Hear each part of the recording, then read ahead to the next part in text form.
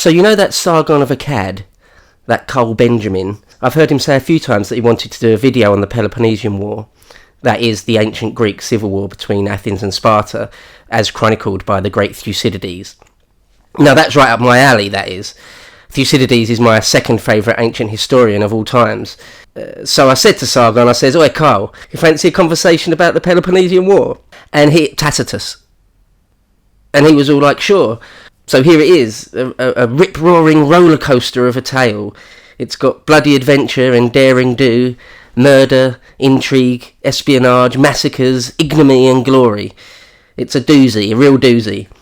Alright, so without any further ado, here's me asking Cole what he thinks of Thucydides. Yeah, so what did you think of it when you first read it? I take it you enjoyed it. Well, I mean, I did enjoy it, but Thucydides is such a dry writer. It's not nearly as exciting as it could have been written, but I think that's actually incredibly to his credit. And I love the fact that he was determined to explain it without resorting to gods and mythic forces. Yeah, absolutely. I mean, Herodotus does that, and even Plutarch and Xenophon a bit. Almost all of them do. Yeah, and he's kind of thankfully pretty clean of that sort of stuff. I mean, goes to an effort to not talk about the gods very much, or even really mention like the Oracle of Delphi and stuff, which was at its height that period. He barely mentions it at all. So yeah, it's great. I mean, he's considered really one of the fathers of historiography. I mean, Herodotus, as I'm sure you know, is called the father of history, but also the father of liars.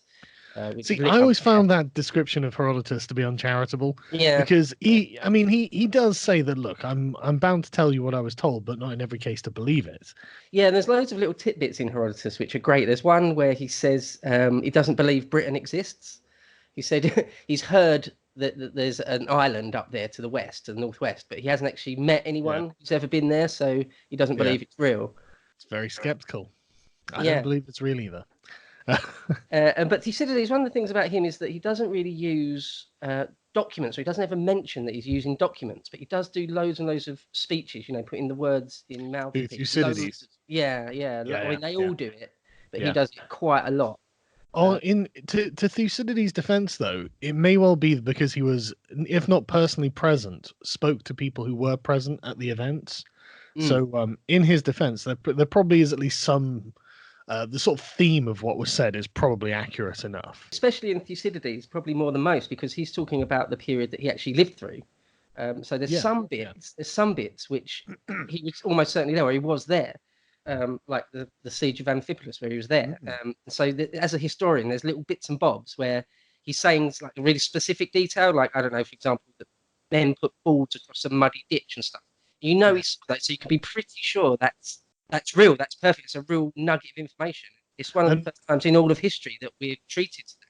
Yeah, it's actually wonderful that he was a general on the Athenian side and then defects to the Spartan side after being... Well, he was ostracized, wasn't he? I assume he was ostracized. Well, no, Alcibiades switched to the Spartan side, but Thucydides himself remained loyal. He was exiled after he was accused of failing to get there in time and help relieve that siege. And he was exiled for it. Yeah. And that's when he wrote the history, actually, during his exile. But he went to the Peloponnese as well. So he did. He was like present on both sides of the war. Yeah. Certainly after his exile, he was sort of had liberty to sort of speak to whoever he wanted, it seemed, because he was, an important person, a general, an Athenian aristocrat. So he got sort of access to whoever he wanted, which is, again, great from a historical point of view. Yeah. But I'm sure that's what informed it. The whole look. I imagine that he'd just had enough conversations with different people on both sides of the aisle to be able to establish what the causes were, just because but by referencing the people themselves. And I really do love the fact that he wasn't satisfied with just saying, the god of war demanded that Athens and Sparta fought, and therefore, I love that. And I also find his assessment of the reasons for the war very, very interesting. If I recall correctly, it was the Spartans' fear of the growth of Athenian power that made the war inevitable. What did you reckon to that? Yeah, well, that's the thing. That's one of the things Thucydides says, and one of the things that whenever you watch a documentary or a lecture or something about, they nearly always quote that he says the Spartans were scared. But a closer examination sees that that's probably not the case, or not quite the case. I mean, they're not scared as such. So, for example, were the average English person in the run up to World War One scared of the German Navy? Wow, I mean, when he says you the know, Spartans, he means as a faction. He doesn't mean as the individual peasant, or like helot or something like that. He's talking in terms of strategy, isn't he? yeah, like on the grandest sense, they're scared. Yeah. Yeah, so I suppose you could say that if that World War One example, there were guys inside the Admiralty that were scared, probably losing sleep, really Yes. were actually scared. So yeah, but the thing is, there's later points during the story where the Spartans show themselves to be not scared at all. Like when they do invade Attica a number of times, they don't seem to be particularly scared. Yeah, Maybe but I that's just think like the wrong word, or it's a matter of translation. But yeah, they were certainly Yeah, I think that worried in the the grand. thing that they're afraid of is worth delineating here, making a difference on, because I mean, like individually or even in the field, I'm sure the Spartans weren't scared of the Athenians, Mm. but what they were scared of is the growth of Athenian power, which I think that in their mind, if left unchecked, would overwhelm the Spartans and lead Athens to being the dominant power of Greece. I think that's what they're talking about, the sort of the fear aspect of it. Yeah, no, absolutely. And it looks like because Athens and Sparta had a peace for about 50 years before this Peloponnesian War breaks Yeah. out. And yeah, Athens' empire, or the Delian League, yeah, was just being more and more aggressive and taking over more and more stuff. And a lot of Sparta's allies were saying, "Look, why aren't you doing anything? Yeah. You know they're going to eventually come for you. Why aren't you doing anything?" And yeah, so in that sense, yeah, their hand was forced in a way, I think. Yeah, well, I agree. I mean, it's the same sort of thing with the Americans and the Soviets. They're both afraid of the influence of the other. The breakdown of peace, the whole first book of Thucydides is basically about the breakdown of peace. So, I mean, if we just give a bit of a background to sort of the run up to the Peloponnesian War, is that all right? Just a few Oh, minutes. please, yeah. So, I mean, where to begin? I suppose to Thucydides, they had ancient history then. I mean, Thucydides Yes. is writing in the 4th century BC, well, the 400s BC, and they had ancient history. Troy is, Hmm. sort of the 11th or 12th century BC. So Homer and the story of the Iliad and the Odyssey are Thucydides' ancient history. I think maybe a lot of people watch like 300 and Troy and think it's all the same. It's all ancient Greece, but it's not. They're separated by hundreds and hundreds of years. So they have that, the Homer's epic poems. And not just that either. They're very much aware of the even older history in Egypt and Babylon as Mm, well. mm. They're well aware that those the history of those places goes back thousands of years before. They already know.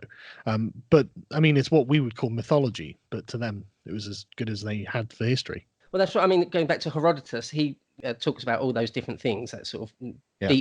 deep history to them, or to us as well, I suppose. And yeah, he talks about that, but as we've already said, it's sort of mixed up with Mm. some, real history hasn't particularly started. But Thucydides would definitely have known of Herodotus and read Herodotus. He never mentions him specifically by name in his book, The Peloponnesian War. But there's a couple of bits when it's clearly a swipe at Herodotus. He says things Mm. like, "I've decided not to go for sort of a romantic or a fanciful theme," and I think historians all agree that he's talking about Thucydides. Sorry, he's talking about Herodotus. Herodotus, yeah. So yeah, like his whole first book really is dedicated to the breakdown of the piece. So the Persians first sort of tried to invade in the Spartans and the Athenians and all the polis of Hmm. Greece fought each other sort of intermittently since the 7th 8th century BC. But Yeah. in 490, the Persians under Darius the First tried to invade Greece. Hmm. They're pushed back at Marathon. I think it's worth pointing out as well that the wars between the Greeks were never like existential wars, or very rarely so. Normally, it was, I mean, the Spartans had a tradition of never chasing a defeated foe, which implies that the war is not for extermination or even outright conquest, really. Mm, And given how poor the Spartans were at sieges, that would seem to mm. indicate it. Whereas when you compare them to someone like the Assyrians, very much wars of conquest and extermination, and their siegecraft reflects that. The Assyrians magnificent at sieges in a period where the Spartans just looked at the long walls of Athens and shrugged, or before that even. Yeah. I mean, famously, it's that thing that they had no way to break down Athens's walls.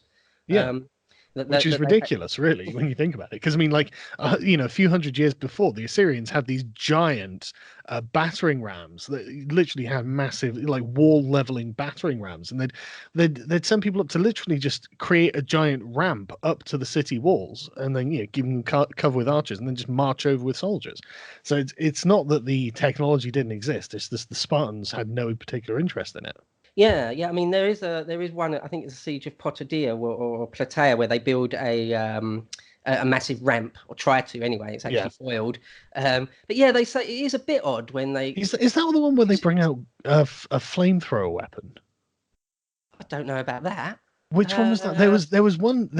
Sorry, I like I said, I'm not prepared for this because it's been years since I did any reading on the subject. But there was one ancient Greek war where the defenders were foiled by some kind of flamethrower.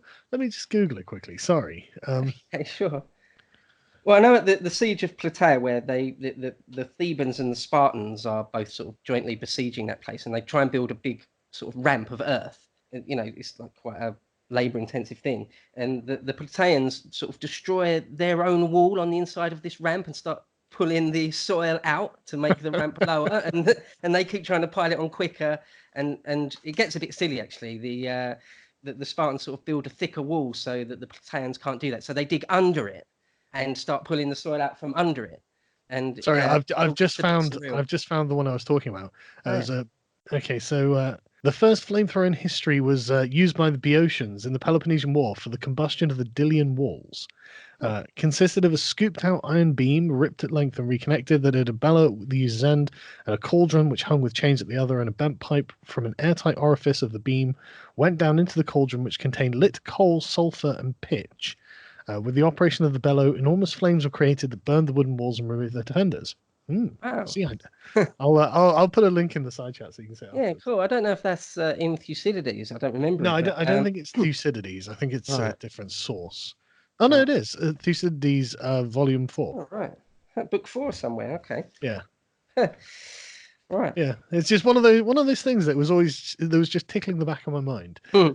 But sorry, carry on, please. Well, so there's one of those things. So at the Battle of Marathon, the Athenians sort of almost single-handedly push the Persians back. They ask for help from Sparta, and Sparta say they're in the middle of some sort of festival that's going to go on for another few days or a week or something, and they can't come until then.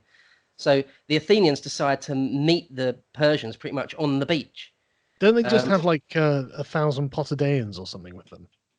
Yeah, there was a little bit of help. I don't think they were entirely on their own, but like they like to claim that it was just them that did it. But everyone was surprised, I think, that they were able to do that. I think even themselves. I think even the Athenians and their allies themselves were surprised that they were able to win at Potidaea. And then, of course, the runner goes back famously and tells the... Sorry, go on. We mean marathon, right? Marathon. Sorry, what did I say? Potidaea. No, my fault. I mentioned it. It was Plataea, by the way. Right, 1,000 reinforcements came from. But yeah, no, you're right. I mean, the Athenians were heavily outnumbered by like 2 or 3 to 1. And I mean, the Persian army was an experienced professional force. Yeah. Oh, yeah, absolutely. It was a surprise, I think, to everyone, least of all the Persians, that they were pushed back. And it takes them like 10 years, and there's a new Persian ruler at that point. That's Xerxes. That's the one in 300. It's like 10 years later, like the 480, 479 odd, where they come back. And they come back in force. They come back big time, and they come all the way around the top through like Thrace and Macedonia and Thessaly and down. They actually take Athens and destroy the Acropolis. And you know what's really interesting about that is the question really is, did the Spartan sacrifice at Thermopylae actually do any good? Because it took from the Battle of Thermopylae, it took the Persian army a month to arrive at Athens, and you think, well, within that time they could easily have evacuated Athens. So let's say instead of being 28 days, it was 24 days. Is that really not enough time for everyone to get on boats and leave to Sardis? Was it Sardis? Where did they go to? It's a good point. Yeah, a lot of the Athenians all did leave the city and left a small garrison in there, which was destroyed. They eventually met the Persians in a naval battle just off the island of Salamis. Salamis, that was it. Yeah. Because the Athenian populace was on Salamis. watching the battle. But that's the thing. Is the question is, did it even matter? Because if they took so long to get there anyway, they probably could have just legged it. Yeah, I mean, it's a fair point. I think you could make the argument that it didn't really matter, but it's just such a great story. I mean, even then, Isn't it? such a great story. Yeah. Yeah. Although you can only imagine that in the Persian records, it went something like, the great valiant King Xerxes marched through the enemy lands of the enemy, encountered a small force, defeated it, and then moved on and sacked Athens. It's not a great heroic story from the Persian side. It's just a small road bump, really. And I think because they were defeated on land and on sea, they say on the very same day. It probably was. Yeah. But so yeah, for narrative purposes, it's good enough. Exactly. Yeah. So after that, there's like a period of 50 years really where they enjoy a period of peace, and that is really Athens' golden age. The last bit of it is the age of Pericles, and that's when a lot of their literature and philosophy was done. And when their democracy hit its height. What's really interesting here is the number of famous people who have resonated through the ages from this period of history as well. Because I mean, you've got Socrates, you've got Alcibiades, you've got Pericles, you've got Thucydides, you've got Xenophon, and then you've obviously got the Persian kings who are like all famous characters from this period of history. And it's just wild how so much happened that all comes down to this sort of 20-year period, Yeah, I mean, Themistocles is sort of the guy at that time who's sort of the main, sort of the victor, if you like, of that period. And there's just it's a golden age where so much happens. But I think it's one of those things where history is sort of dark or light depending on how much accounts you've got. And it's Thucydides and Herodotus and Xenophon, as you mentioned, that actually cast light on this period. If their accounts didn't survive, then this whole period probably we just wouldn't know, or it would just be another period that only a professor would really know anything about. But it's what cracks me up is how like it's bursting with character. I find Athens is such a vibrant place. I mean, and it down to like Aristides the Just, and funny stories like, well, why are you voting to ostracize him? Well, I'm just sick of hearing him called the Just. It's like, well, that's not a very good reason to ostracize someone, but in the vote goes. And Time on the Misanthrope is another one that I love as well. Who's this guy? He just hates everyone. He's famous all of history for just hating humanity. Like, what a strange time. Well, it's one of those things where the democracy, people use the example of Athens, the sort of the dumb decisions they made, to point out that the democracy itself is terribly flawed, or more than that, is sort of by design wicked, that is going to cause calamities for whoever live under it. And so, that's sort of a thing that runs through all sorts of... Well, the original Athenian democracy kind of did make those points, didn't it? I mean, it was very vulnerable to demagoguery.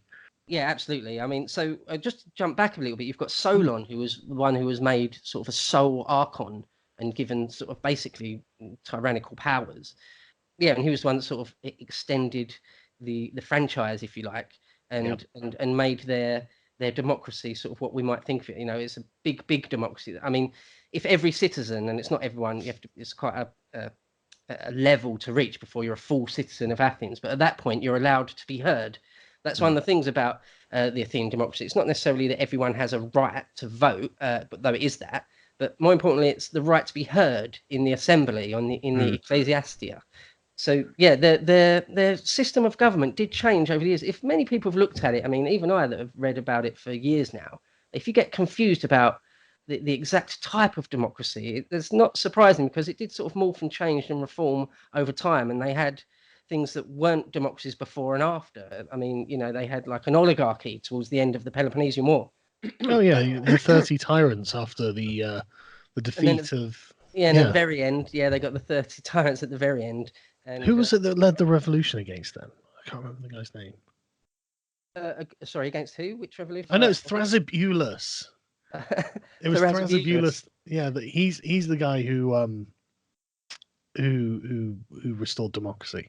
Well, that's right at the end of the story. It's literally like the last few years is that attempt at oligarchy. Yeah, no, it is interesting how their democracy actually functioned. And it's nothing like our idea of democracy. Their democracy is sort of radically different to ours. The idea of having a representative, people vote for a representative, that's no sort of democracy as far as they would be concerned. I mean, a lot of public offices were done by lot. Mm. So you drew straws or whatever, and so it wasn't even representative as we'd understand it. Yeah, I think all except the archons and the generals, the strategos. I don't think they were by lot. But No. yeah, everything else in Athens was just by lot. So I mean, that again, it's radically different to how we would perceive, or even sort of the American founding fathers perceive a democracy. I find the institution of ostracism very, very interesting as well, Hmm. because it seemed it when I was reading this, I remember it just striking me that they get rid of so many of their best and brightest because of fear of their personal power.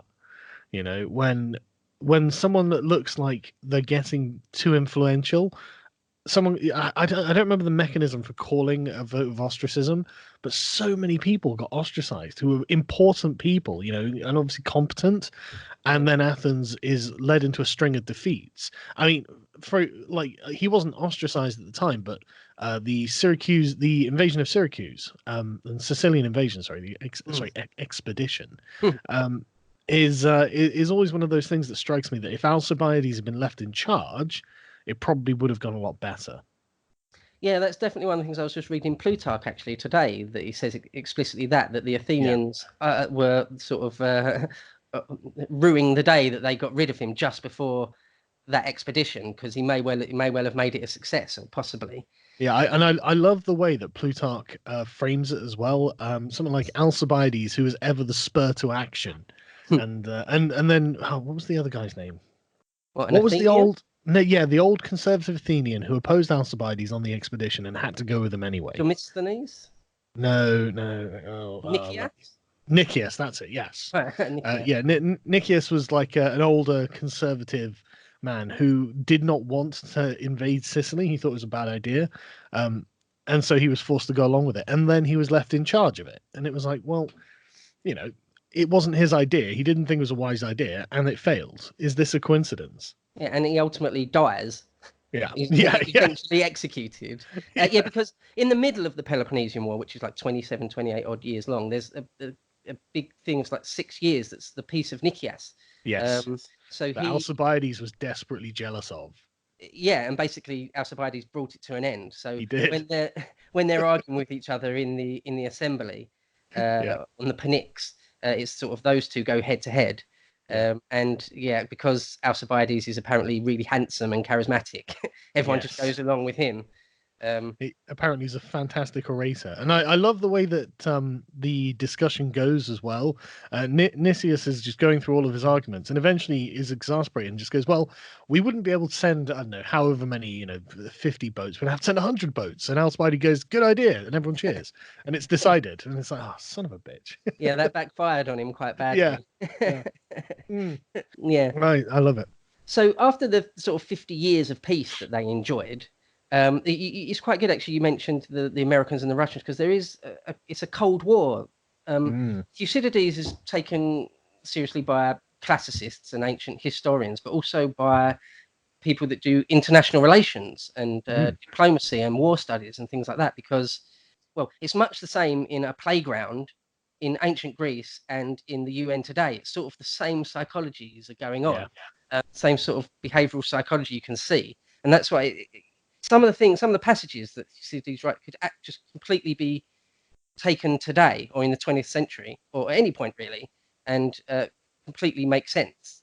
Well, that's why I find him so interesting, because he's not specifically talking about his own time period, really.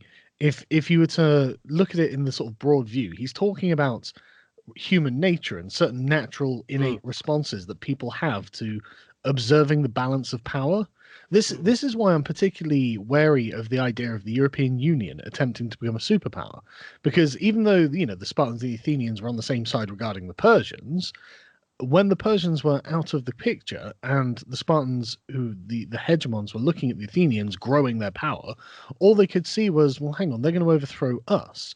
And honestly, I think that, at the moment, yes, the Europeans and the Americans are on the same side. But in 50 years' time, if the European Union is trying its damnedest to become a hegemonic power of its own, I think it's inevitable that the EU and the United States would clash, and I don't think that's a wise thing.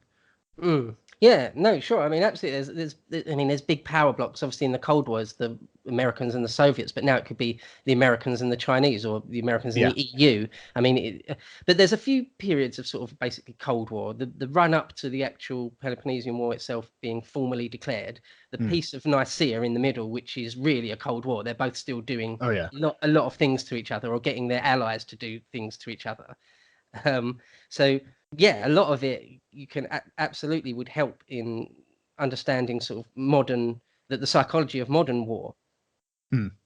Well, the breakdown of peace is something that he goes into for quite a while, because it comes up this thing, the idea that the bigger city states, the bigger policies in Greece had just like smaller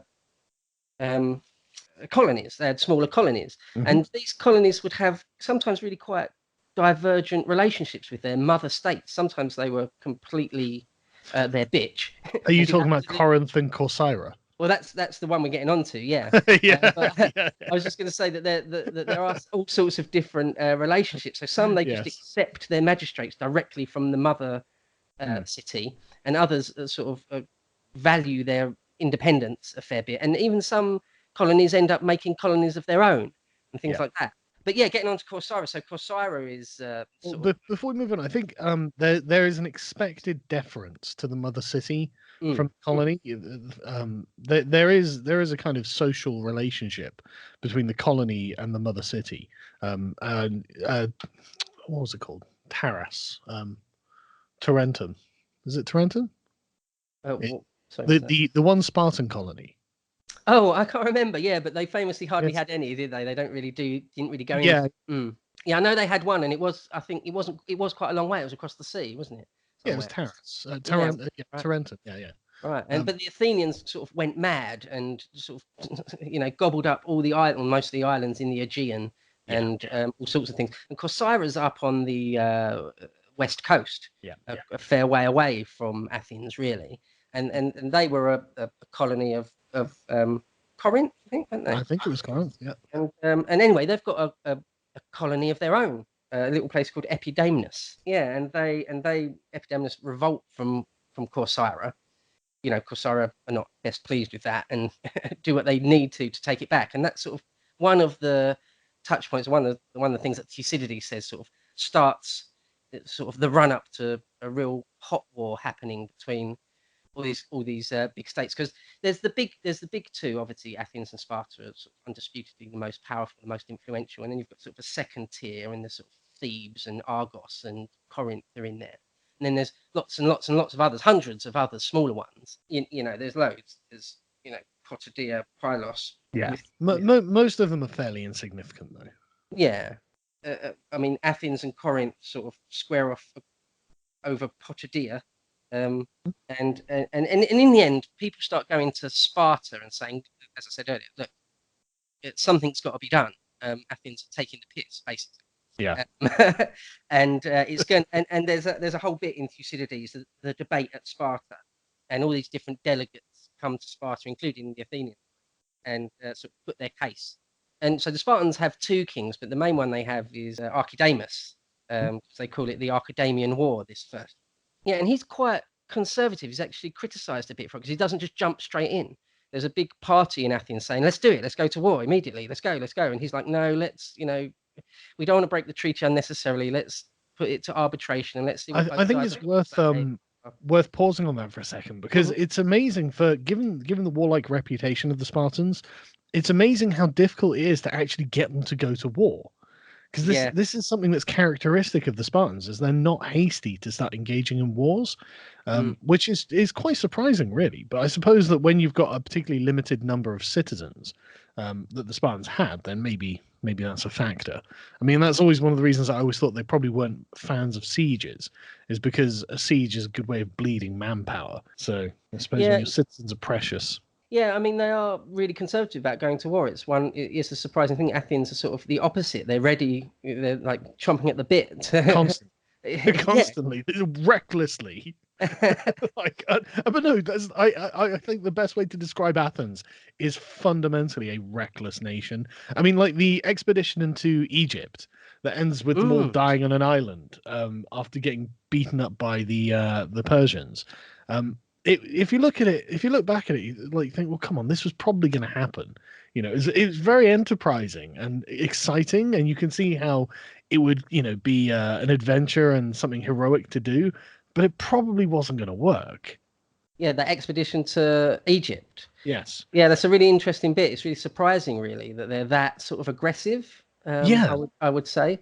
But yeah, one of the things I would characterize archaic Athens as is that they have a go. They try something Yeah, new. they are. Yeah. Like when the Persians come over the second time, that they completely abandon their city. That's Yeah. sort of unheard of, and they're just giving it a go. Yeah. And they move, don't they? They move very, very quickly, and honestly, they're total renegades in a lot of regards. yeah, I mean, They really are. the expedition to Sicily is like having a go. It's sort of Yeah, against all the odds, but they try it anyway. yeah. It's genuinely wild how enthusiastic they seem to be and self-confident. That's the thing. The self-confidence of Athens is the thing that really amazes me. And what was it? I can't remember who wrote it, but it was one of the ancient authors writing about the character of Athens, saying that when they were under the rule of the kings, they would, everyone else is no better than anyone else. But as soon as they became a democracy, there was a noted increase in the effectiveness of their fighting forces.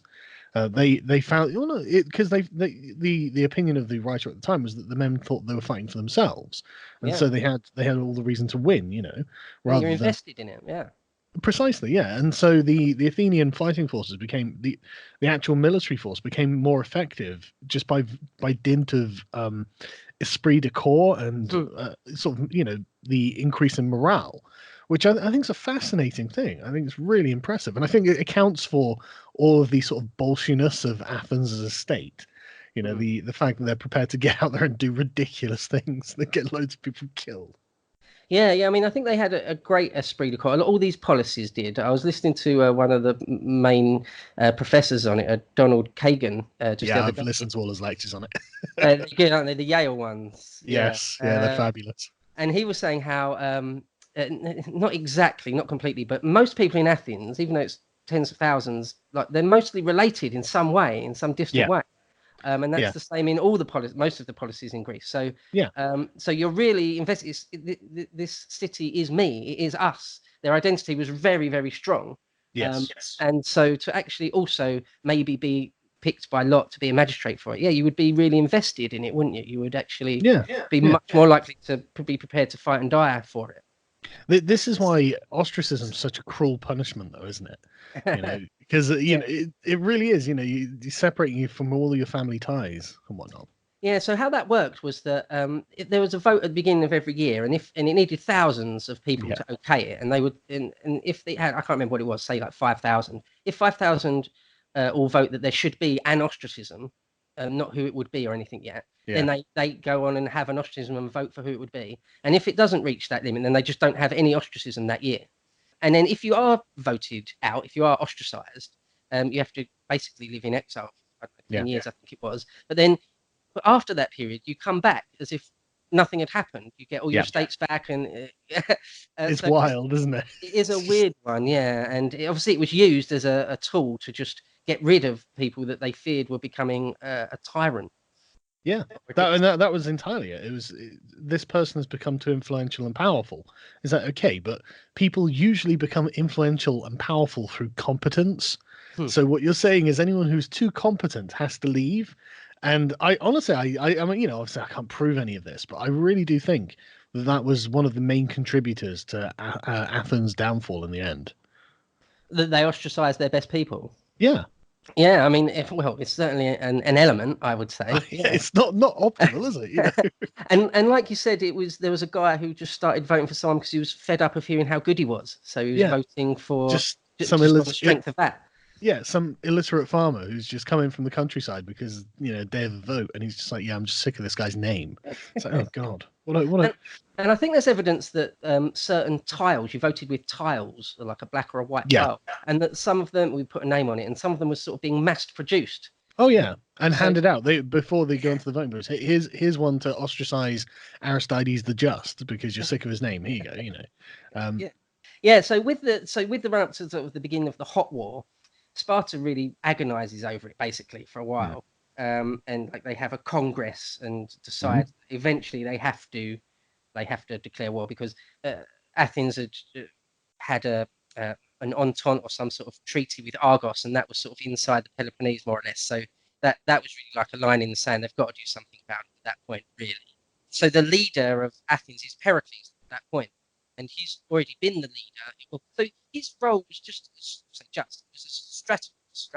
But yeah, Pericles is the strategos, and yeah, general. What's interesting about Pericles is that people always remember him as the sort of the leader of the Athenian democracy. Keeps getting reelected, but what like on his deathbed when he's dying from the plague, I can't remember who it was, but one of them, points out that he raised 9 victory trophies in his day, and he was a very, very conservative general. So he wouldn't fight a battle he wasn't sure he was going to win, and he ended up winning 9 battles. I mean, that's a lot. People, because history's such a long period of time, and there are so many different cultures, there are so many battles that you can read about. Everyone thinks that a battle was just happening every other day or something, but it's actually not. Like field battles are quite rare because you're risking everything in one day. So it's always a hugely dangerous thing to do for both sides because it's never dictated in advance who's going to win. But there are some battles where you just think that's staggering. So it's one of those things where having won 9 battles, that's very, very impressive. So that's in Plutarch, his parallel lives. It's not in Thucydides at all. But yeah, well, actually, I'll just quickly say in Thucydides, he doesn't really go into Pericles' death or anything. Pericles died of the plague. He got the plague that broke out and died of it. And he just mentions that. I think it's literally just one line. He says 2.5 years into the Peloponnesian War, Pericles died. And I keep expecting him. It's like Stannis Baratheon. I keep expecting him to go back and actually show what happened, and he never does. I really keep expecting him to go back and actually show that, but he never does. But yeah, so you're right. Actually, the thing about Pericles is because he's got a reputation, sort of generally, for not fighting, because that's what happened when the Spartans do invade Attica, the land, the larger bit of land that Athens is in.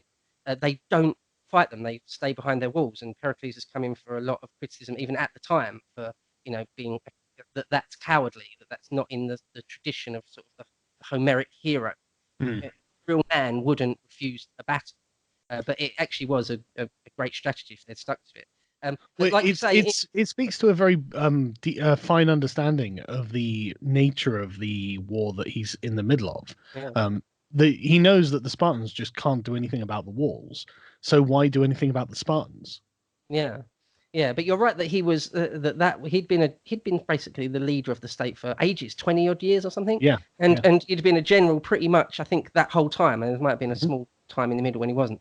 And so he was a general for 20 odd years and had loads and loads of engagements and battles and won lots of them. So it's not really fair to call him a coward particularly or anything. But different historians do disagree on that quite a lot. But I think, this is just my opinion now, that it was a good idea on paper and it was really good if they'd stuck to it. But there were times when if they had just grabbed the ball by the horns, it probably would have been better from a strategic point of view. But I mean, that's armchair historian stuff. If we're gonna armchair historian a bit, which I'd love to do for a second, please do. And speaking from my very comfortable armchair, I do think that the Athenian strategy was doomed to fail. I think that the way the Spartans won just goes to show that the engagement was going to be won by defeating the other person on their home turf. The Spartans needed to be defeated on land, and they needed to defeat the Athenians at sea, where each one was respectively stronger. The Athenians should instead, in my opinion, have pumped more into an army. They should have been and not just that, look, it should have been a war of attrition with the Spartans. They should have been doing everything they could to wear them down, strike and retreat, and just continually grind them down. Yeah, well, I mean, I think they sort of did do that in a way. I mean, I would say the strategy that the Athenians used changed as soon as Pericles died, and they didn't continue along that line. They did all sorts of other stuff. One of the things Pericles says is, we will win this by staying behind our walls and by not going off on sort of foreign adventures and taking our eye off the ball. And that is exactly what they're going to do, because the war lasts 27 odd years, and Pericles dies within 2.5. So there's still loads to go after that. But I mean, I really don't know what would have been the best thing to do, because the Spartans just keep invading. For I think the first 4 or 5 or even 6 years, every summer they just invade Attica and lay waste to the land, just every single year. There's nothing that really would have stopped them. I mean, Pericles' plan was to rob them of their will to keep attacking. Now, that only really worked, it's like one of the things Gandhi said, just if you show them that you're above it all, they'll eventually stop attacking you, kind of thing. But that would only really work if you're dealing with an enemy that isn't implacable, and the Spartans kind of were. I don't really see why they not just that. It didn't only take something like 16 days for the Spartans to walk to Athens. Yeah, it's not massively far. No, so it's not even putting their nose out of joint in particular. Within a month they could walk over there, ravage the land a bit, and then walk back. It's not like you're costing them a huge amount by doing this. So I actually I mean, as a way of keeping Athens safe, fine, correct. It kept Athens itself safe, but it was honestly, I don't think it was the best strategy at all. I think that if you know they're going to come over every year, you set traps for them. You do engage them, and you defeat them on the basis that they're doing something predictable. That's what I would have thought. Yeah. Well, yeah. I mean, I agree. I think Pericles' strategy was quite highbrow, quite high-minded, really. Maybe a bit beyond. He gave the Spartans too much credit, perhaps. I possibly, but the thing is, I don't think his strategy was actually a winning one either. Because I mean, okay, going around and ravaging the coast, that's fine, but Sparta isn't on the coast, and they don't get they're not a naval power. They don't draw their wealth from the sea; they draw their wealth from the land. So you're not even affecting their actual heartland and their actual sort of like the pillar of what makes their society stable. So what are they going to do? Yeah, I mean, eventually the Athenians do, and their allies, they go deep into Peloponnesia and the Peloponnese, and get very close to Sparta at one point, and very close, and are actually turned back at that point. But I mean, it actually ebbs and flows quite a lot. Both sides very nearly lose a couple of times, and sort of come back from the brink. But back to the narrative. Yes. Sparta, in the end, decide they're going to have to give Athens an ultimatum, and it is basically says, look, free all of Greece. In other words, give up your empire. Yeah. Which is a bit rich, because the Spartans have got loads of slaves themselves, the Helots, that they're famously enslaved the whole people. So well, it's not just that. A lot of cities have got Spartan governors, and the Spartan governors are famous for being corruptible when they're away from Sparta. So you like say it's a bit rich coming from them, but I mean, okay, go on. Yeah, well, I mean, they give an ultimatum, and the Pericles and the Athenians basically say, look, no, we've still got a treaty in place. Let's go by the terms of that. Let's have arbitration, etc., etc. In the end, the Spartans are just like, no, you're taking the piss too much. That's the end of the line. And yeah, they invade Attica, and in my translation, I've got the Penguin Classics. It's a Rex Warner is his translation. Just a lot says that they lay waste to the land. So the Athenians would have loads of estates and loads of people's houses and homes outside of the walls, and they all got absolutely destroyed. I mean, Pericles must have had a real force of character, a real force of will to convince everyone to do that. It's quite staggering, especially as things like olive groves take decades to grow. They're not fast-growing trees, so it wasn't just we're gonna leave your estates to the ravages of the Spartans. This is something you're probably never going to get back. So you're right. I completely agree. He must have had an incredible force of personality to persuade the entire city to go along with it. Yeah, and Thucydides says that after the first year, everyone's really pissed off with him and really angry at him.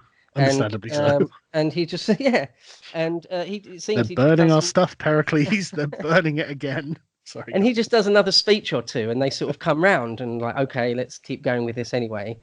But after the first war, there is a sort of skirmish, sort of right outside, sort of a cavalry skirmish right outside the walls of Athens on that first year, and a few men die.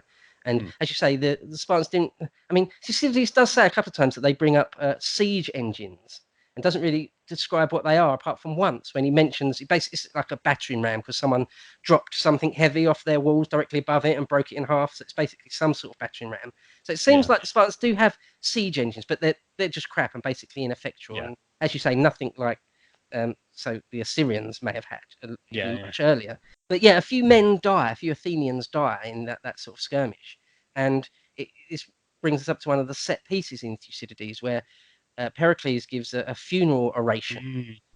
And he says it's quite a long speech actually in Thucydides, and it's considered by a lot of people to be sort of one of the great things ever written or ever said. And I think like a lot of great speeches that are lauded as great, if you do actually listen to it, it is actually good. One of the things that springs to mind is the Martin Luther King speech. You know, good God, free at last. That speech. It might be a cliche, but if you listen to it, it is moving. It's actually really good. I think. There's a part in it that always resonated with me. I can't remember the exact way it goes, but to paraphrase it, something like men can only believe recounts of deeds as long as they can persuade themselves that they could have done the same. But beyond that, they become incredulous.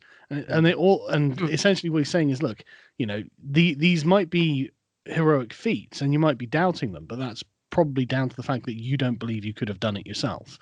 And I found that to be a really insightful look into human nature. You know, that was one of those things like, Christ, you know, I do that myself. You know? Yeah. So yeah, well, I picked out a little bit from that speech. Do you mind if I read it? No, please go ahead. Quote. So I think it's one of the best bits from it. And as we said earlier, there's so much that could be just sort of transposed onto many other centuries and still make sense. I wonder how many sort of a grieving mother or father might have taken solace from this bit of Pericles' oration. So Thucydides, 400 years before Christ, wrote, "To me it seems that the consummation which has overtaken these men shows us the meaning of manliness in the first revelation and in its final proof. Some of them, no doubt, had their faults, but what we ought to remember first is their gallant conduct against the enemy in defence of their native land. They have blotted out evil with good and done more service to the Commonwealth than they ever did harm in their private lives. No one of these men weakened because he wanted to go on enjoying his wealth. No one put off the awful day in the hope they might live to escape his poverty and grow rich. More to be desired than such things, they chose to check the enemy's pride.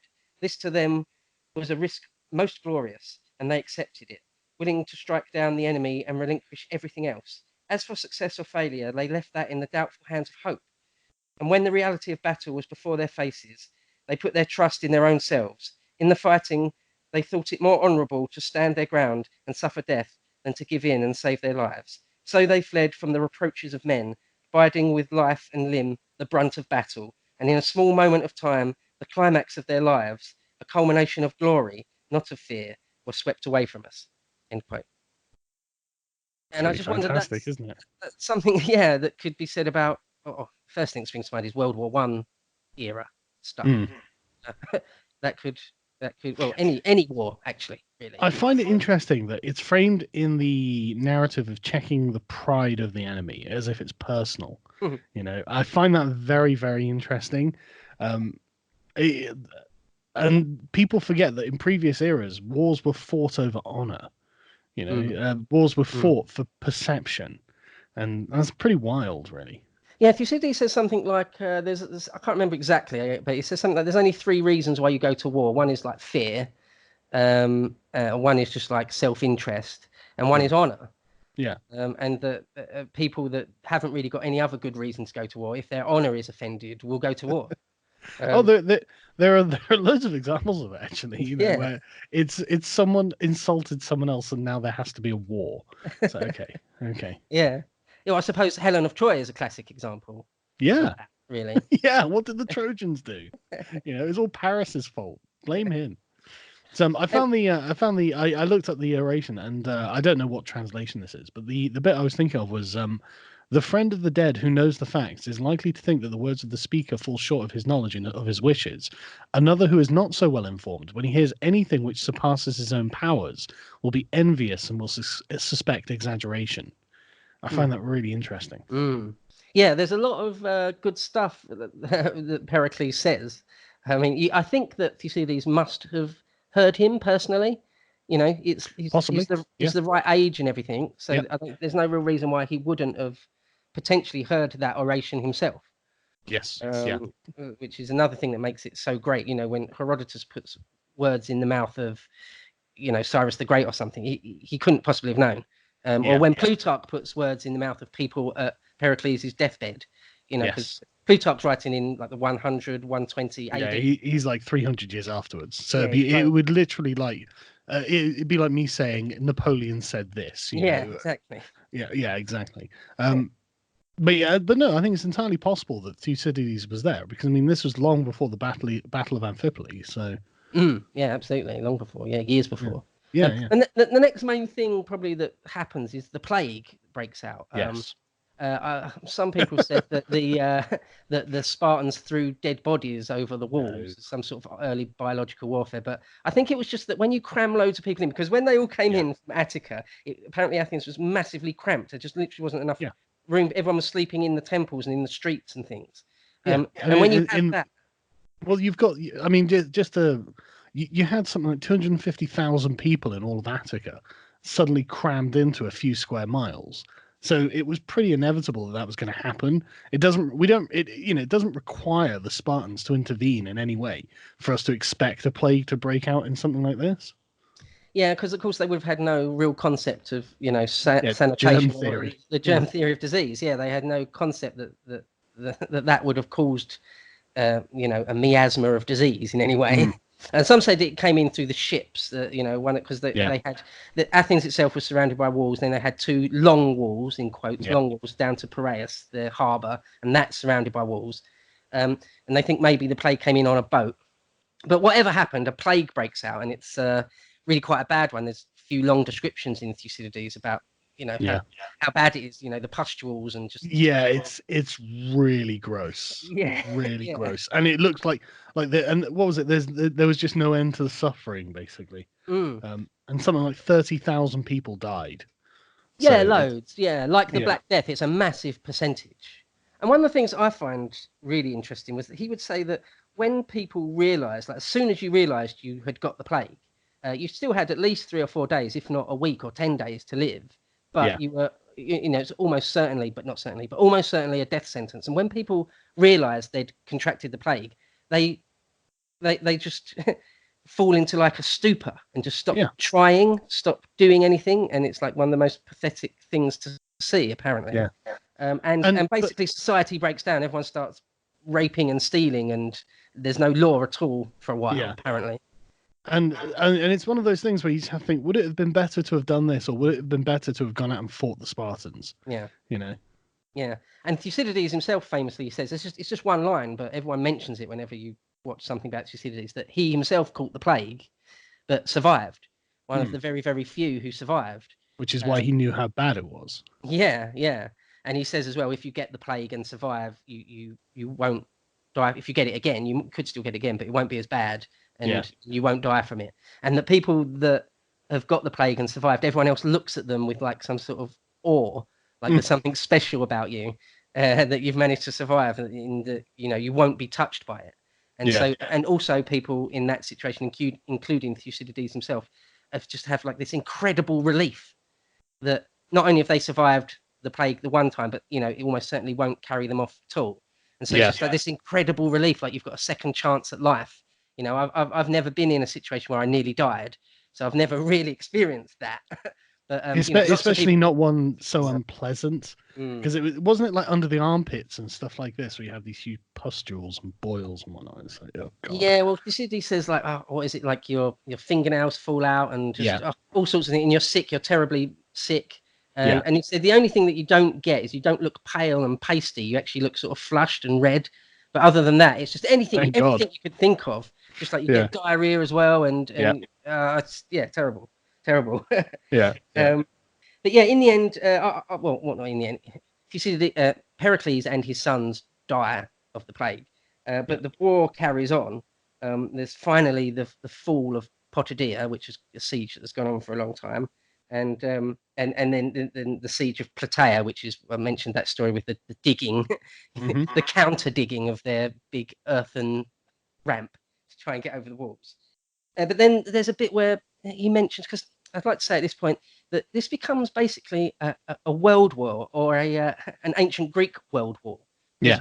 Most of the places they know about end up getting drawn into it. So above sort of Greece, as we know it, slightly above, there's like the area of Thessaly, what they call Thessaly, and above that Macedonia, then above that Thrace, and then you've got sort of the Hellespont and the Dardanelles, and then you go over into sort of the Asian side, modern Turkey. And he talks for a period all about Thrace and the Macedonians, and everyone gets drawn into it. I mean, they end up talking about even Carthage. So yeah, there's basically everyone gets drawn into it. So it's much bigger than just Athens and Sparta. Yeah. I think that's worth noting.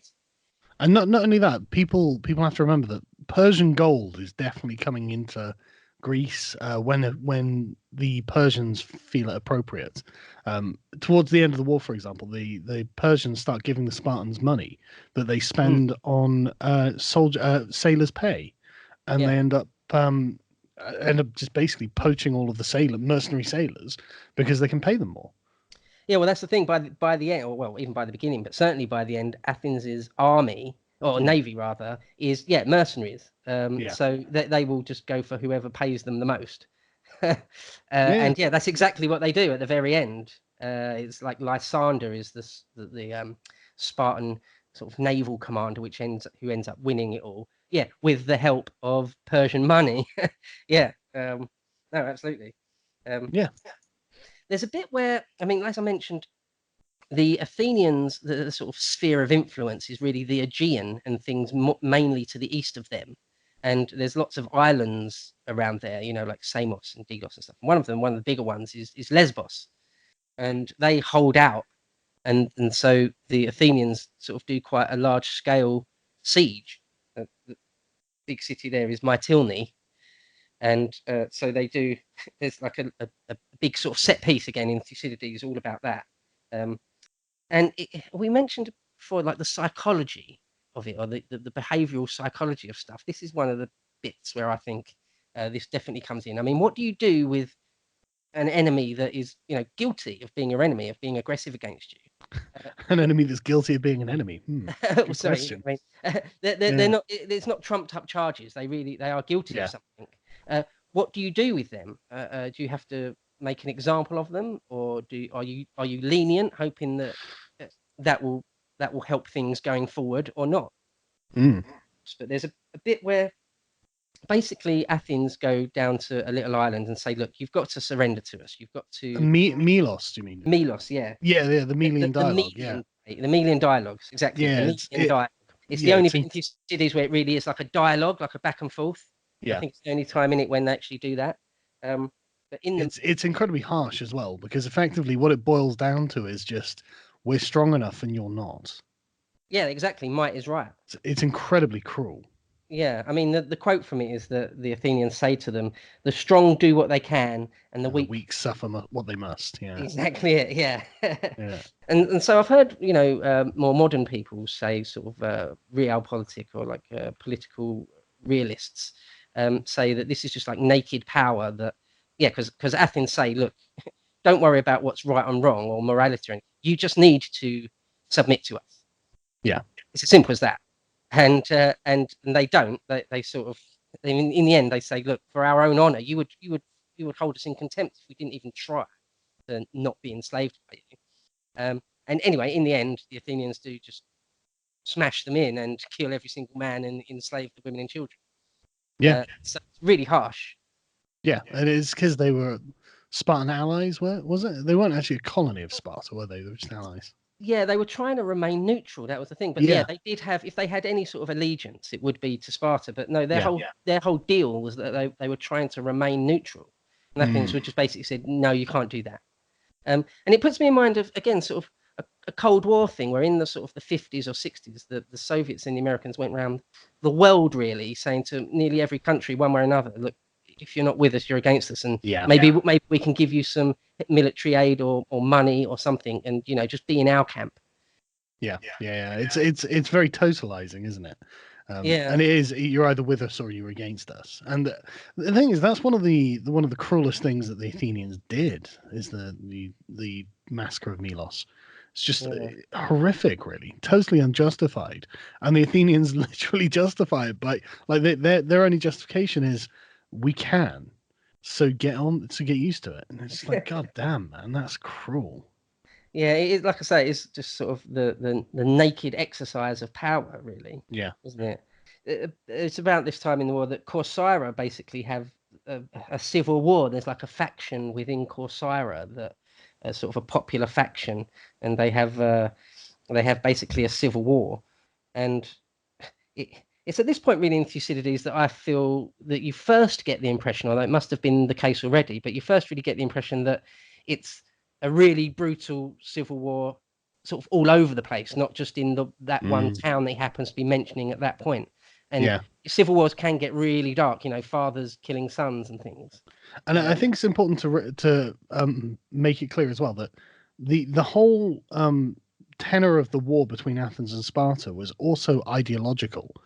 Wherever the Athenians went, they installed democracies that would be loyal to them, and wherever the Spartans went, they installed oligarchies that would be loyal to them.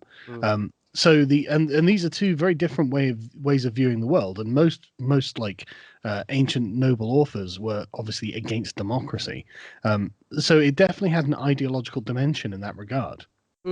Yeah, there's a bit in Thucydides. I'm only really going to do a couple of quotes, but if I could read one up, please. Just quite right. Again, how could this be? This could be said about any other time. A lot of the times in the 20th century, even. Yeah. So Thucydides says this about the civil war that's broken out everywhere. Quote: "So revolutions broke out in city after city, and in places where the revolutions occurred late, the knowledge of what had happened previously in other places caused still more extravagancies of revolutionary zeal, expressed by an elaboration in the methods of seizing power, and by unheard of atrocities in revenge. To fit in with the change of events, words too had to change their usual meanings. What used to be described as a thoughtless act of aggression was now regarded as the courage one would expect to find in a party member. To think of the future and wait was merely another way to say one was a coward. Any idea of moderation was just an attempt to disguise one's unmanly character. Ability to understand a question from all sides meant that one was totally unfitted for action. Fanatical enthusiasm was the mark of a real man, and to plot against an enemy behind his back was perfectly legitimate self-defense. Anyone who held violent opinions could always be trusted, and anyone who objected to them became a suspect. To plot successfully was a sign of intelligence, but it was still cleverer to see a plot was hatching.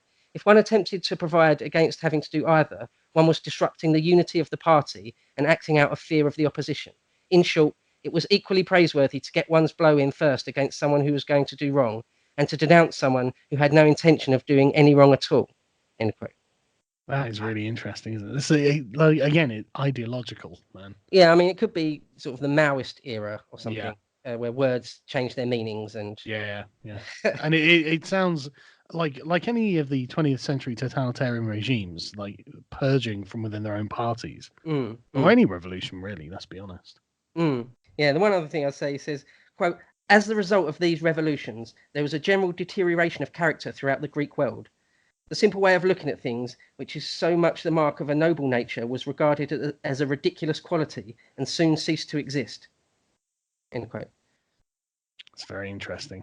There's the J.G. Ballard writer who does the Empire of the Sun, a couple of things, talks a lot about how civilized society, where people don't go around butchering each other and pillaging and raping, that's sort of a veneer, like a paper thin veneer, and underneath it, people can be bestial, worse than bestial, quite quickly. And calculating and Machiavellian, I think, is like the best way to put it, because and that's what the Melian dialogue shows. Any acknowledgement of the shared moral values of the two sides is just completely stripped away, and it's just okay, who's strongest? Yeah, it's just laid bare, isn't it? Yeah. But yeah, sorry, let's carry on. Yeah, soon after that the Athenians send an expedition to Sicily, but this isn't the big expedition; it's just an earlier one. But that sort of becomes a little bit important. There's the Athenians. There's a bit of a role reversal where the Athenians do a siege of Pylos, which is near-ish.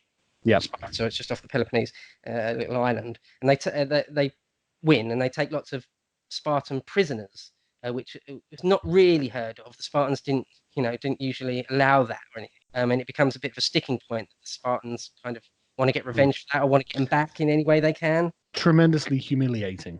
Yeah, I think it's worth pointing out that a lot of these engagements are really small. Like I've just pulled up the Wikipedia page on the Battle of Pylos. The Athenians had something like 600 troops and 50 ships, and the Spartans had 60 ships and an unknown number of troops. So it's less than 1,000 men on each side of fighting. Yeah. So 2 or 3 times the Athenians put out sort of a massive force, as big as they can, and it's still like 100 ships and 5, maybe 6,000 hoplites, and 500 or 1,000 cavalry. So compared to even not that later in history, it's all pretty small scale. Compared to earlier ones, I mean, compared to the Persian invasion, it's tiny. No, absolutely. I mean, when you look at sort of the Roman period coming up, they will sometimes have massive armies compared to this. Anyway, there's a Spartan general called Brasidas. He's not one of the kings, and he sort of becomes important because wherever he goes for a period, he's just sort of kicking ass. Well, Brasidas was really unusual for a Spartan general, as in he wasn't a conservative. He was an absolute renegade in this, and he was very energetic. The Spartan generals are always just really conservative. It's just this culture, I guess. Brasidas was just famously the opposite. He could have been an Athenian. He was so willing to get into action. He was. He was always sort of. There's a bit where it says he sort of personally, in the dark, puts a ladder against a wall and tries to go over a wall first and stuff. I mean, that's sort of Alexander levels of bravery stroke insanity.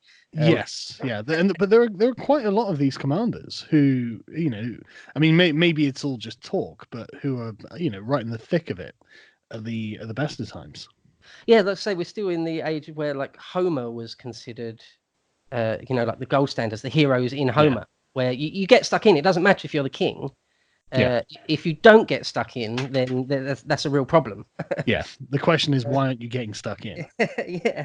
So it brings up to sort of probably about book 5 in Thucydides, where we get the battle of Amphipolis, sort of in the big set piece. This is one of the ones where they do send out. It's like a big thing for Athens, and it's where Brasidas tries to take this town Amphipolis, which is up north, was near in Thessaly or Thrace, up there anyway. And it's really important strategically for the Athenians. I think they get a lot of their timber and some of their sort of. And not only that, they've got mines there as well. Yeah. There's all sorts of stuff. They get money, and some of their ships are built there, and all sorts of things. So it's a real loss for them, for their empire to lose that. And Brasidas takes it, and this is where they send Thucydides up. He has a naval command, and he's sent there, but he's too late. He reaches there too late. It's already fallen, and Thucydides is in trouble for that. And as we've already said, sort of ends up getting exiled for it, which I think is a bit harsh because, what more could he have done? Sort of thing. He got there and he was too late. I mean, Cleon and Brasidas both die in the battle as well. And the thing is, these were very important figures in the war effort, and they kind of leave the ground open for new figures to rise up within each faction.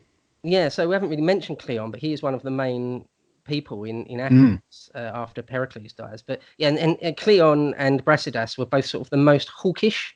Yes. In both their camps. So when they both die at the end of that, there's a sort of a battle stroke skirmish thing, and they both fall, and that is what really ushers in the Peace of Nicias. The biggest hawks have both got themselves killed in the same battle against each other, and everyone's like, why are we even fighting?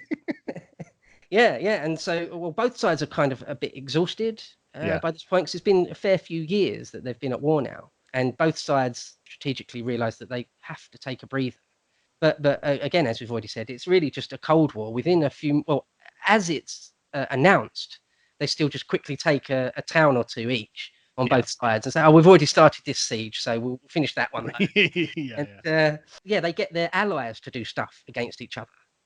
So it's sort of not that they don't really adhere to the spirit of it at all. So yeah, that goes to on. be fair, though, I think that this is due to the Athenians basically cocking up.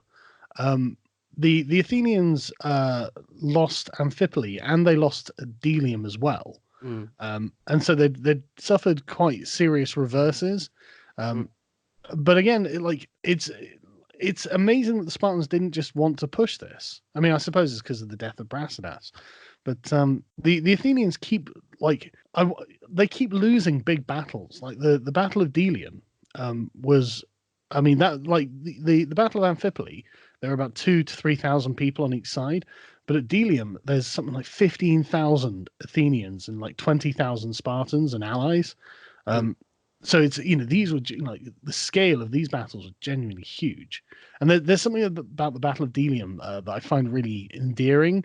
The Thespians, I do not understand the Thespians at all, but they're for some reason like the Spartans actually don't have a reputation of fighting to the death, right? This is what makes Thermopylae so unusual, is they're like, right, which did it, we're gonna we're here, we're gonna die, blah blah blah.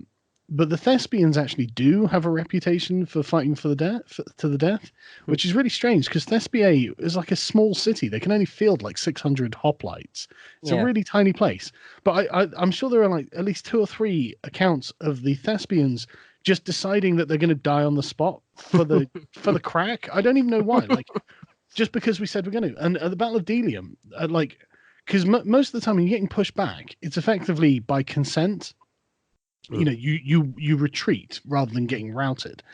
Whereas at Delium, it was the Athenians were directly opposed to the Thespians and ended up bending their line around the Thespians and fighting other Athenians on the other side of the Thespians, because the Thespians just stood there while the rest of the line retreated, and it put the Athenians completely out of joint. But there's some great why? bits. Why did they do it? Like, it's this kind of like. And again, at Thermopylae, the Thespians were there just fighting to the death because there was an opportunity to fight for the death, I suppose. I suppose it's maybe a cultural thing. I can only say that the different polis had just a different character. As you said, how the Spartans were sort of conservative in a way, at least to start a war. The thing that springs to mind is the Red Baron in World War One, who obviously won loads and loads of engagements. Loads. And when someone, a German general, said, "Well, how do you do it? Tell us how you do it, and we'll scale it up, and we'll win the whole Western Front that way." He said, "You don't want to know the answer."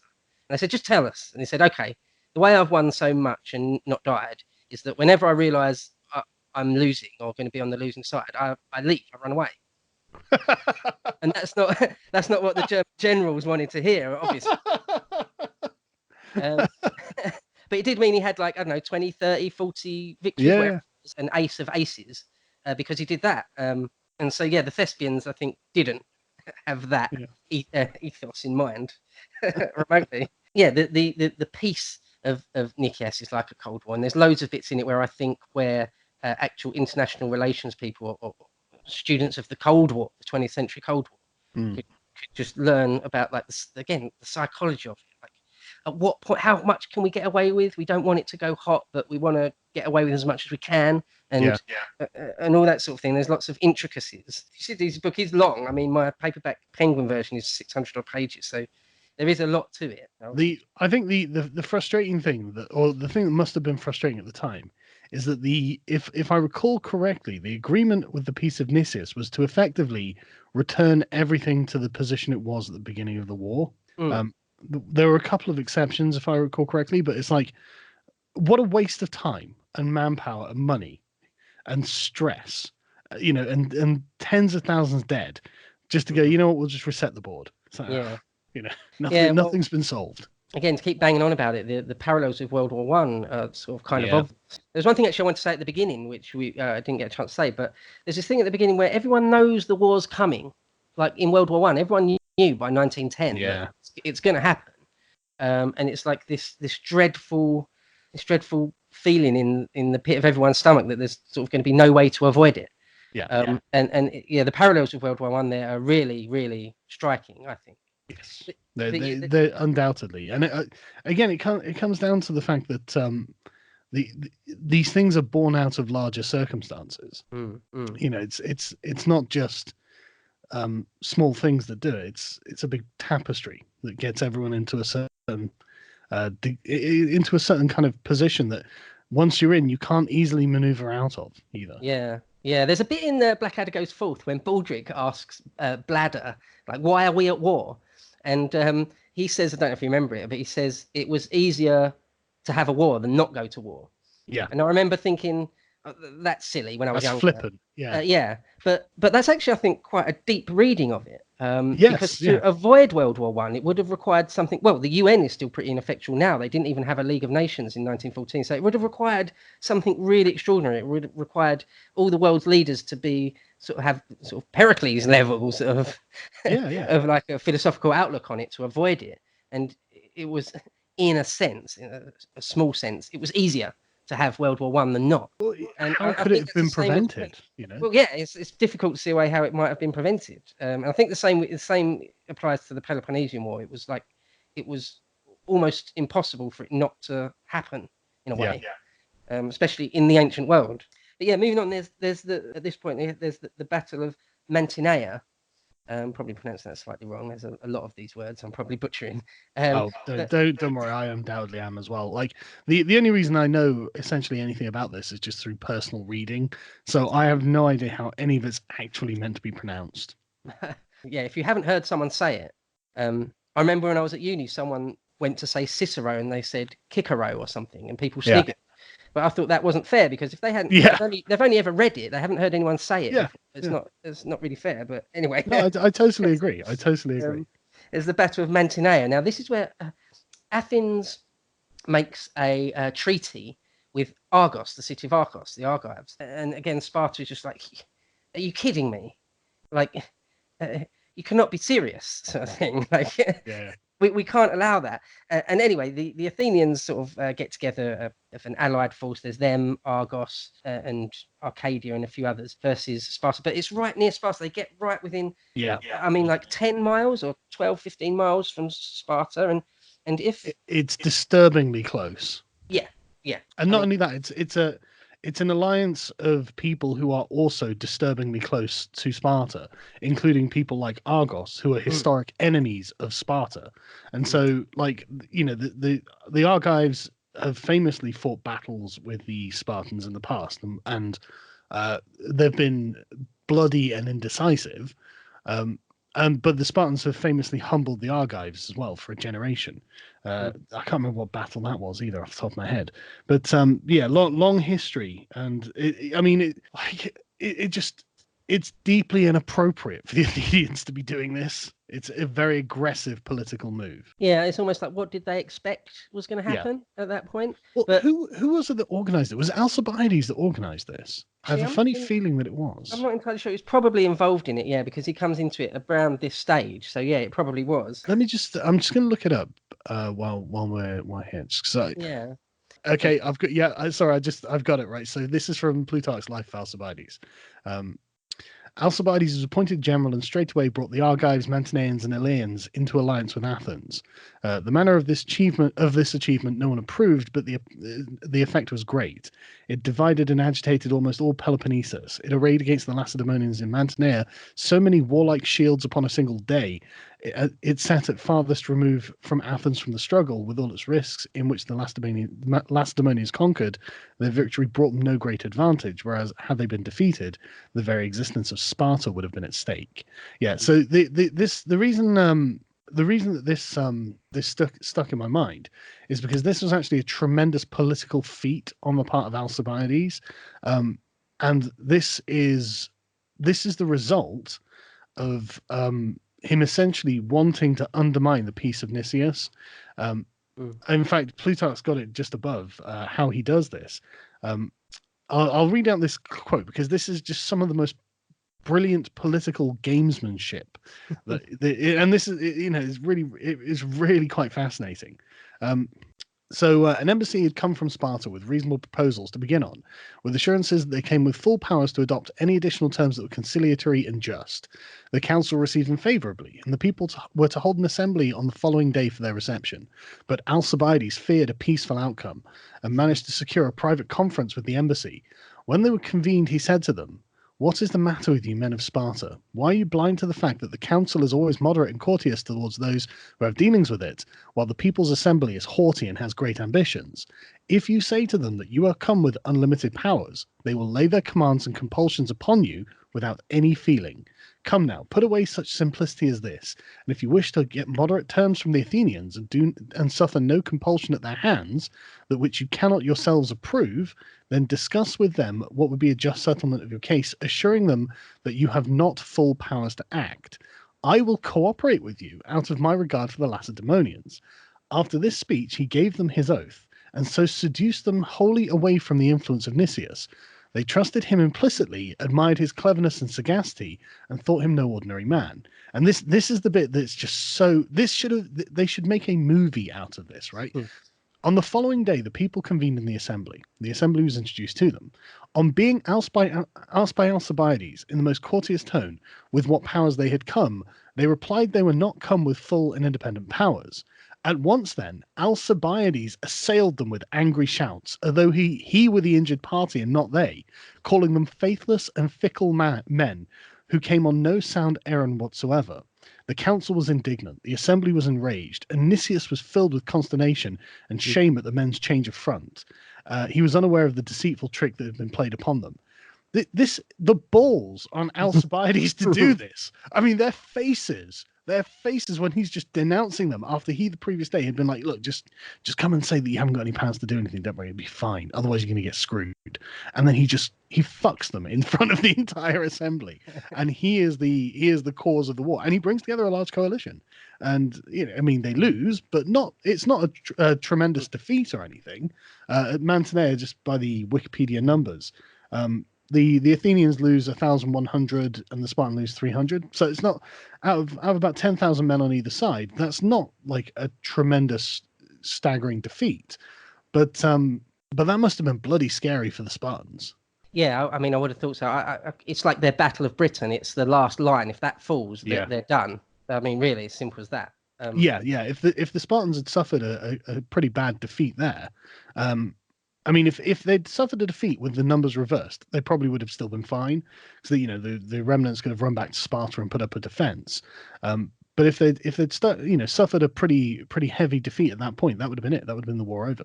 So Alcibiades, it's not that he didn't have a good plan either. That's the thing. Because I mean, I find Alcibiades to be one of the most fascinating characters of all of history, and I can't believe that he's not more famous than he is. There should be movies about him because he's such a cinematic character. He's charming, witty, heroic, handsome. He's adventurous. He's exciting. He's politically savvy. In fact, probably some sort of political genius, to be honest. So it's one of these characters that you think, Christ, this could be such a cinematic movie, and he's involved in so many different ways as we go on now as well. Yeah, absolutely. It's he a real becomes shame one of the main people. Yeah, absolutely. So yeah, sorry to sort of go off on a bit of a tangent there, but I think it was really important to emphasize Alcibiades' ability in that regard and the fact that he's behind this. But anyway, sorry. Carry on. The fact that Plutarch does a whole parallel life on him, speaks volumes. Dankula did a video on him. Yes. So he did. No, he did. There were only a few bits in it that I thought I could have pulled him up on as well. So he did a good job of it. Yeah, no, I mean, he is an incredible character, Alcibiades. Like, you almost can't believe, like, it is like a fictional character sometimes.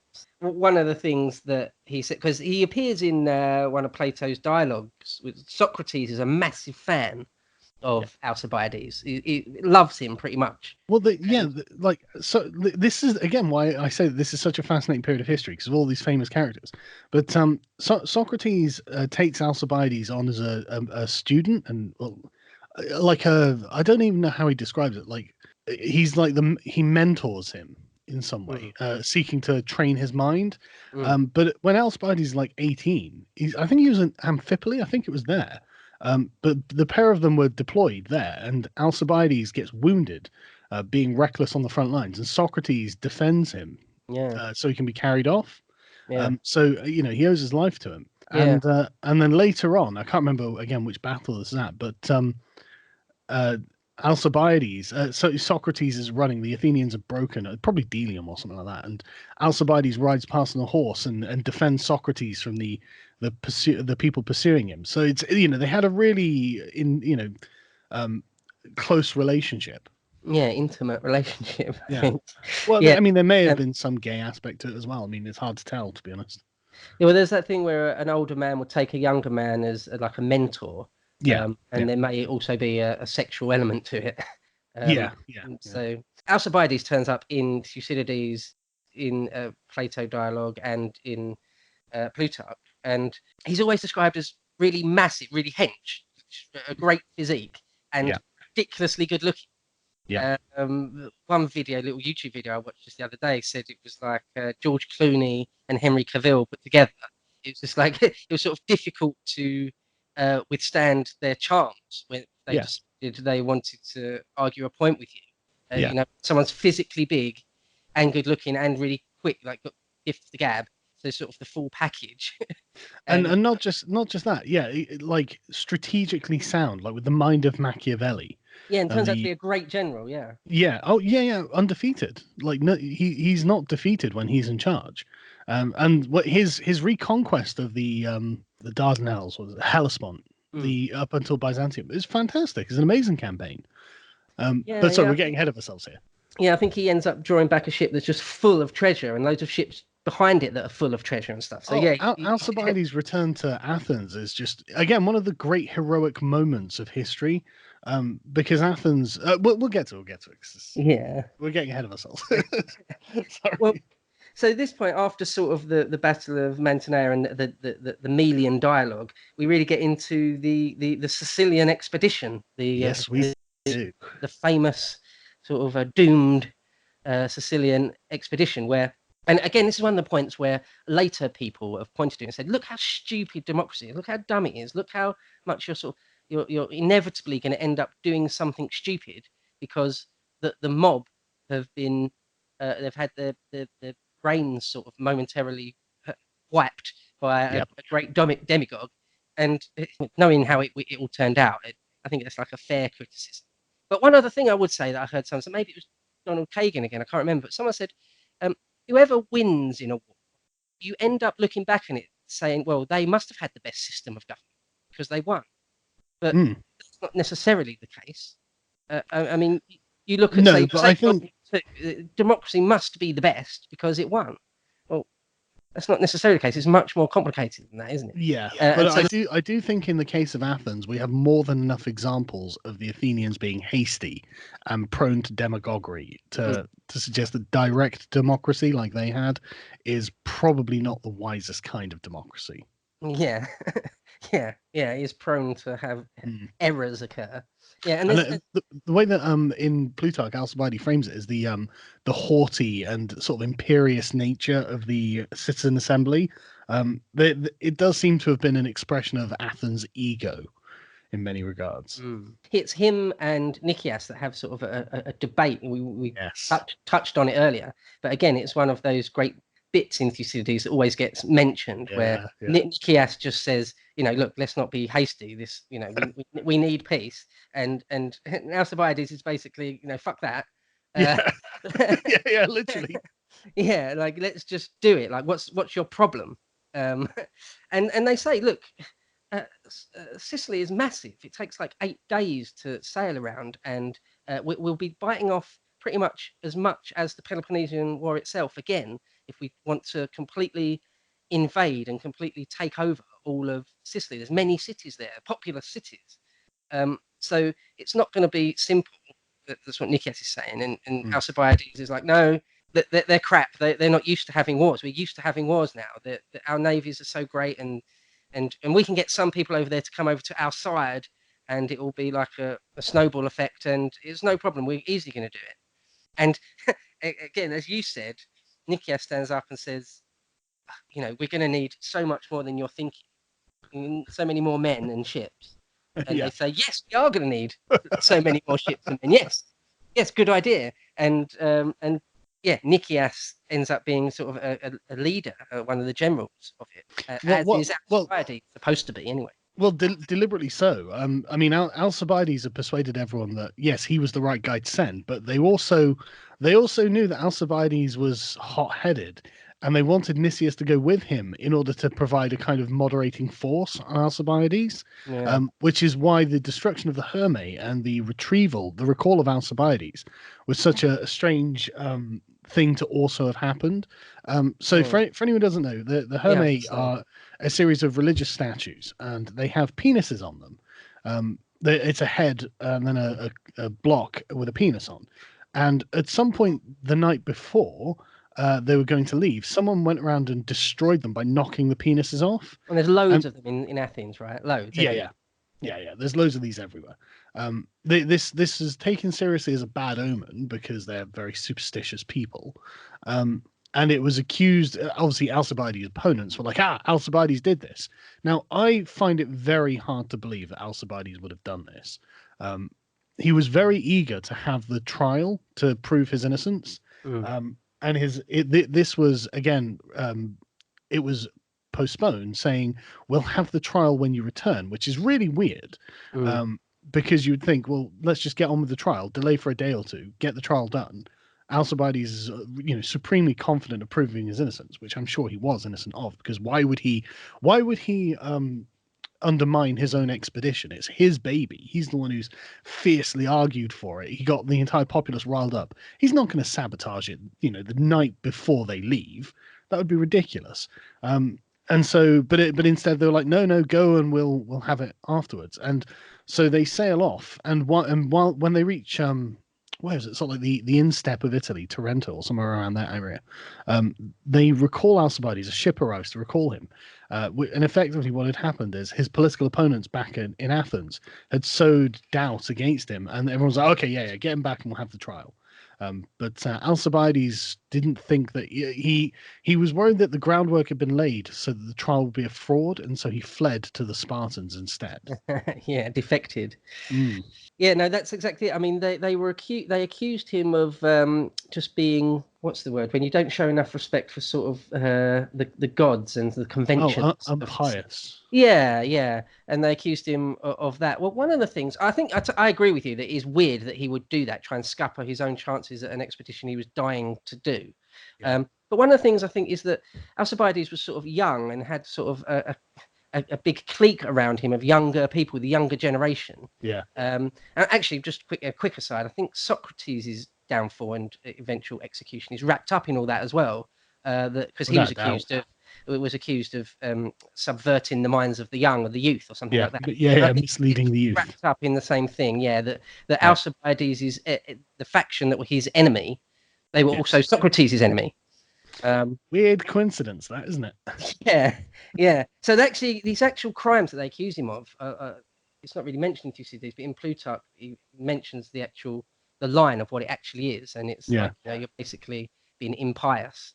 What's really interesting as well is without Nicias's intervention, the Sicilian expedition couldn't have been a disaster, because there was some legitimacy to the Sicilian expedition because they had allies in Sicily who were calling for their help against Syracuse. I can't remember what towns they were now, but they were like minor towns and cities.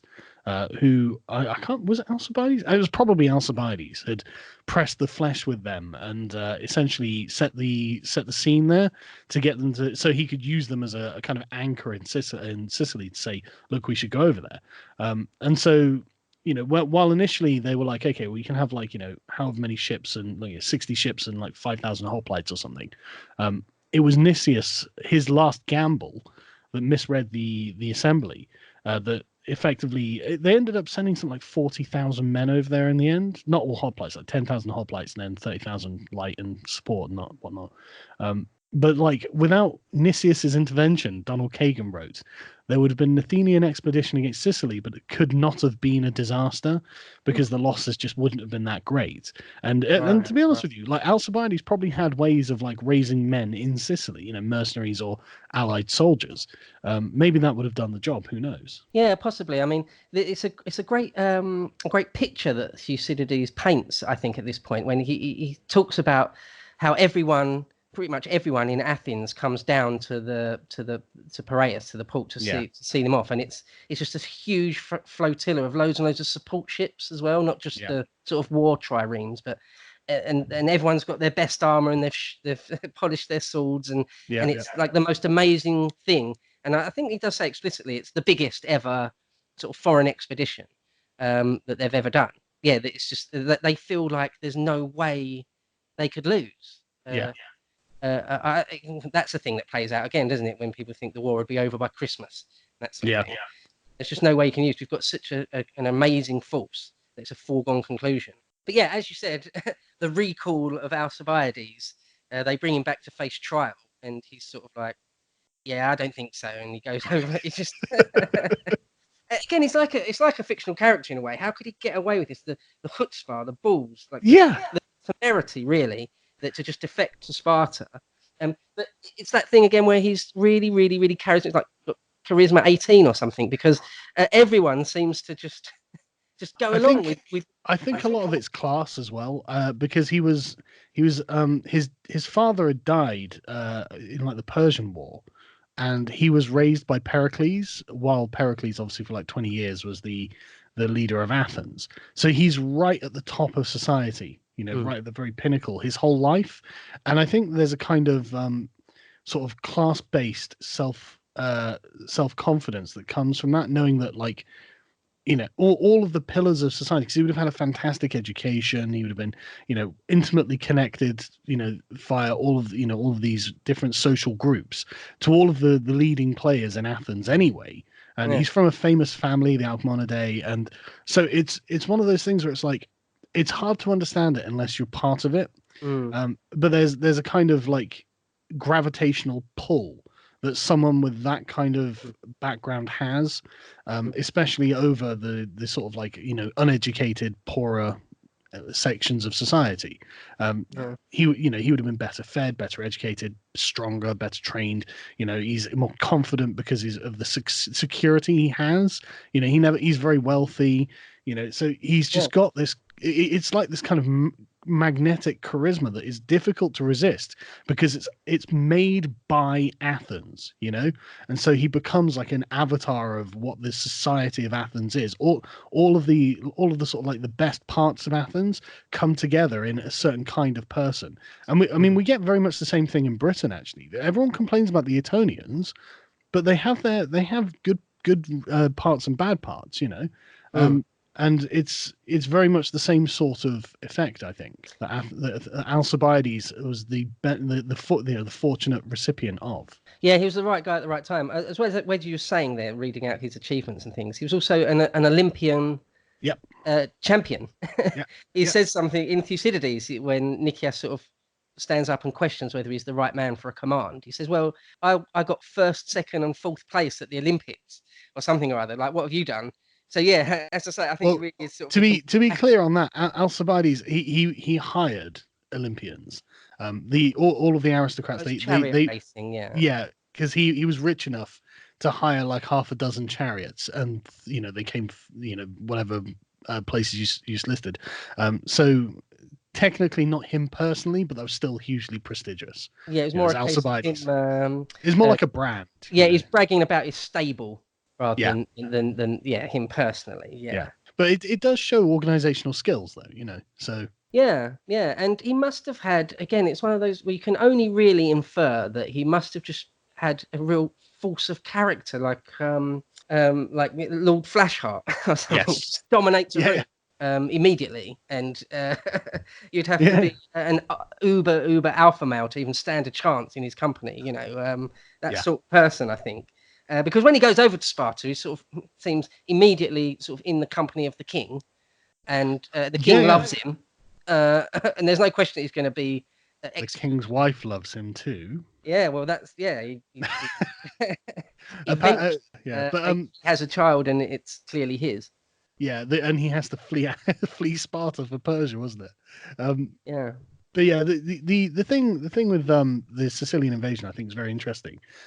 Alcibiades' proposition was to win over allies on the island through diplomacy, then attack Syracuse. Lamachus proposed taking advantage of the element of surprise by sending directly to Syracuse and giving battle outside the city, catching them off guard.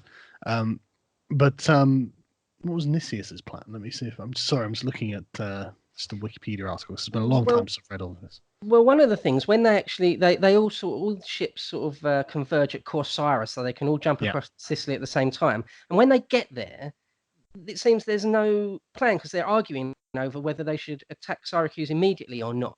So there's no sort of grand plan with one person, one mind in charge of it at all. So that is one of the big problems. Or they decide that they will land on the far side, the western side of Sicily, and fight their way all the way across to the other side, to the western side where Syracuse is. And that was a stupid idea. They really should have taken advantage of surprise and that sort of thing. Well, you say that I don't know if it's entirely stupid because the Alcibiades had allies on Sicily, allied cities that he was planning to essentially use as bases of operation and bring over for men and materials. So I think that was the plan that Lysimachus endorsed, and undoubtedly with Alcibiades' force of personality, I mean, like he did with Mantinea, he manages to go over there, give him some bloody persuasive speech and say, look, we're all just going to do this and then we're going to win. I don't doubt that he could have done this. This seems entirely within his power to have achieved. Yeah, I think it's possible. One of the things, though, is that they say that the Athenian friends or allies on Sicily, there's not that many of them. They're vastly in the minority, and they claim they had loads and loads, many talents of silver, and actually obviously didn't particularly have all that much. Well, it's not a persuasive story unless you're going to puff it up. Yeah. Segestus specifically, wasn't it? The Athenians do actually have a bit of success to begin with. They obviously don't take Syracuse, but the first sort of engagements are sort of in their favour. But Alcibiades over in Sparta sort of tells the Spartans everything that they need to know, what the Athenian grand plan is. He even tells them that our grand plan is to take all of Sicily, then maybe jump down to Carthage. Africa, take that, and then we'll have like a massive army by that point because we'll have snowballed this whole time, and then we'll jump over to the Peloponnese and finish off Sparta once and for all. Yeah, and you're thinking by that point it's like Sparta, like you can tell how sort of Greek centric their worldview is because I mean they obviously had very little understanding of the geography of this area. You know, they didn't have any like good top-down maps that we have. You know, they can't just look at a satellite projection. Because if you think about it, like Sparta and the Peloponnese, I mean, they're not like Sicily is bigger than the Peloponnese, and they're thinking, right, we'll just take that, and then we'll take North Africa. It's like Jesus Christ, you know, and the south of Italy, and you like by that point, why do you even need the Peloponnese? You've got a giant empire at that. You know, if that's your plan, you've got a giant empire by that point. You know, the fact that you still care about the Spartans at the end of that is really funny. You know, it goes to show you they had a massively outsized influence compared to what they actually were. Yeah, that plan, including Carthage, is sort of insanely ambitious. Pipe dream. A pipe dream. Absolutely. Yeah. Perfect way of saying it. It's a pipe dream. And good way to get the men motivated, though. Well, you look at the campaigns of Alexander. That would have seemed, or is, massively improbable. But that happened. But Alcibiades, apart from anything else, is something of an optimist, I think. Yeah, massively so. Yeah, would have to be really. But the thing is, given his proven track record in the battlefield after this, it's hard to look back and say, well, are we saying that he couldn't do it? You know, because he does seem to have been a talented guy, and I think half of the battle, as it were, in the battle is just making sure your men trust in the general. You know, have genuine, like, cast iron faith that the general's going to see them out of this. And I think that Alcibiades was definitely the kind of guy who could have inspired that. Yeah, you would charge a machine gun post for Alcibiades. Yeah. But you're not going to do it for Nicias, are you? You know? Like, negative Nicias. Like, And when Alcibiades is in Sparta, he says, "Look, this is what you need to do. Yeah, it's awful.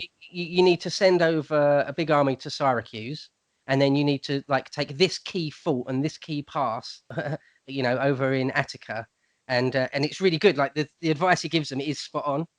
Like he really does sell them down the river. He is actually acting as a Spartan partisan at that point. Yes, kind of crazy. And they do it. They take his advice and they send over Gylippus, one of their generals, to Sparta. Sorry, to Sicily. And yeah, there's sort of many pages in Thucydides about this. But sorry, go on then. Yeah. Well, what it was, the Athenians, the first battle was stiffer than, more difficult than expected, but the Athenians still won. And it like the Athenians were making good inroads into the defeat of the Syracusans. They were starting to encircle the city with wall and whatnot to sort of a wall of circumvallation. That's correct. Yeah. Yeah. But that just means basically a wall that the army is going to guard. It was totally the intervention of Alcibiades that gave them like all the advice they needed, and it essentially sent Gylippus over to effectively instruct the Syracusans on how to conduct a war, because the Syracusan army was not battle tried at that point, so the Athenians did have a clear advantage there, and so they were right to. It was a safe assessment from the Athenian point of view. And to be honest with you, if it wasn't for Alcibiades defecting to the Spartans, there's a good chance the Athenians would have won just on the face of it. Yeah, I mean, possibly. It seems that they're probably slowly sort of on the ascent before Gylippus turns up. And as soon as he does, they're on the defensive, basically. Yes. Because, as you say, they're trying to build walls of circumvallation. They build a wall all the way around a city and besiege it, starve them out. And the Spartans tell them that you need to build counterworks. You need to build like a cross wall. You need to build your own wall that cuts off their wall before they've finished it. Yeah. So they can never finish it. Yeah. And then you end up with like cavalry engagements right where these two walls meet. Yeah. So each side can try and build their walls, and it gets a little bit not surreal, but it's a bit there's lots of. It's like trench warfare. Yeah, and it's really interesting because I don't know many other times when that really happened much in the ancient world. I mean, I'm sure probably it did. Pompey and Caesar, when they arrived in Greece, had something similar. Yeah, well, walls of circumvallation are really common. I mean, there's the Battle of, I think, Elysium, is it, in Gaul, where Caesar surrounded it, and then surrounded himself with another wall. For any relieving army that was trying to break the siege. Yeah. That actually happens in Thucydides at one point, one of the smaller towns earlier on in the story. They have to do that. They build a wall all the way around it, and then there's a sort of little no man's land where they're safe in the middle, and then another wall where if anyone's going to try and relieve them, they'll be safe from that. So there's a lot of work. I mean, when the Athenians go over, it's not just hoplites and cavalrymen, it's shipwrights and builders and everyone you need to do that sort of thing. It's lots and lots of different skills are needed to do that. Totally. Yeah, so it, kind of slowly it becomes clear that the Athenians are just getting beat sort of again and again by the Syracusans. Well, I think I don't know if that's necessarily fair. I think that the lunar eclipse that happens is the real problem for the Athenians. Really? Because yeah. I mean, Thucydides apparently calls Nicias particularly superstitious, didn't he? Yeah, he says that. Yeah. Yeah, and it was that because they're going to wait for like another month or something before like extracting themselves. And that's when they get screwed, isn't it? Yeah, well, a lot in the ancient world, they did a lot of like you take an auger, or you would read some sort of signs, whether it's in the birds or the entrails of a lamb or whatever it is. And a lot of these guys, put a great deal of store in that, like the flight of the birds or something. Oh yeah. And if it says, you have to not do something for a week or a month, whatever it is, then quite a lot of people would abide by it. And yeah, Nicias seems to be kind of superstitious, just normally superstitious for his age. But yeah, that's right. But I mean, Thucydides mentions like there's a tsunami at one point. He mentions, he doesn't call it a tsunami, obviously, but it's clearly a tsunami. And he mentions earthquakes and when volcanoes go off. Yeah. It's a solar eclipse at one point he mentions. I think again, like the political realism, like the realpolitik of it. The Athenians just get beat at sea and on land a few different times, basically. And in the end, there's a big naval engagement. Well, actually, the Athenians send in the harbour of Syracuse, isn't it? Yeah, well, the Athenians send a relief force with Demosthenes. Yeah. One of their other great generals. And it's just not enough. They get sort of smashed up in the harbour as soon as they arrive, and then a bit later there's sort of a full naval engagement with nearly all of Athens' ships versus all of Syracuse's ships, and the Athenians lose that, which is something they, when they set out, they would never have thought that was possible. If anything, their navy is far more superior than any other wing or service of their armed forces, if you like. There was no way that the Syracusans could best them in a pitched battle, but it's something all about where they were closed into a small space, and the Syracusan ships were better at ramming, and they were able to just smash the sides of their hulls with the it's not of their ships. It's not necessarily unlike the Persians at the Battle of Salamis, where they just fortuitous positioning of the Syracusans compared to the cramped conditions of the Athenians meant the Syracusans could ram them at leisure, whereas the Athenians couldn't maneuver properly at all. Tremendous loss that nobody expected. But again, if Alcibiades was in charge, would he have put them in that position? Yeah, I mean, it's one of those things, if Alexander had lived or if Henry V had lived, how different it might have gone. But I mean, I don't think it's unreasonable to say it would have gone massively different if Alcibiades had been there. But I feel like, just from Thucydides' account, that they'd bitten off more than they could chew, whichever way you want to cut it. But who knows? An individual genius, military genius, can turn the tide against massive odds. Yeah. But it was definitely a hell of a thing to attempt to do. One of the things I said that Alcibiades tells the Spartans to do is to take over this key pass or this key fort, and one of them is called Decelea, fortifications at Decelea.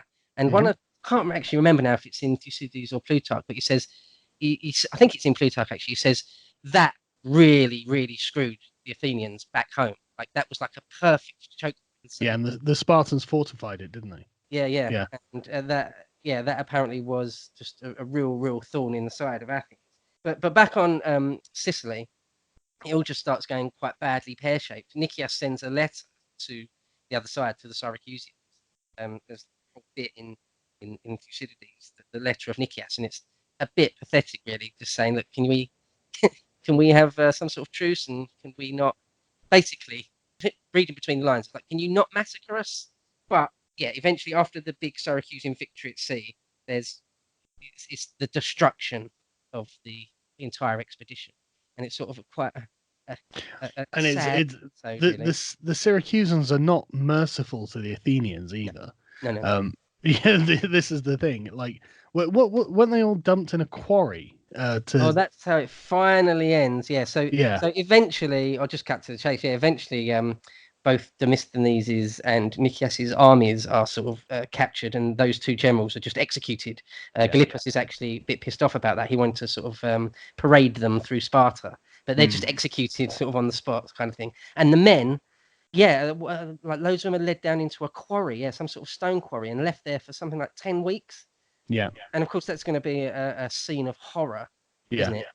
Slowly dying. Yeah. I think there's a bit on the Eastern Front, in the Ostfront, where Dan Carlin talks about it, where they would capture, tens of thousands, hundreds of thousands of Soviet soldiers sometimes, and they would just pen them, just keep them in a pen, out in the middle of the sort of Eurasian steppe, and just leave them there till they die of exposure, because they're not even worth a bullet.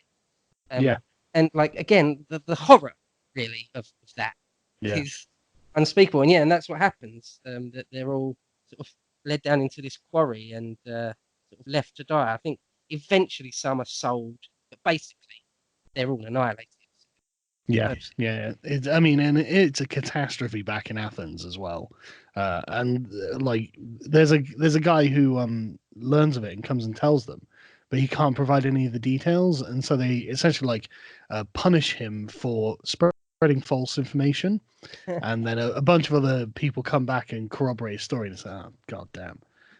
But yeah, 30,000, oarsmen and then God knows how many soldiers just like irreplaceable, absolutely irreplaceable.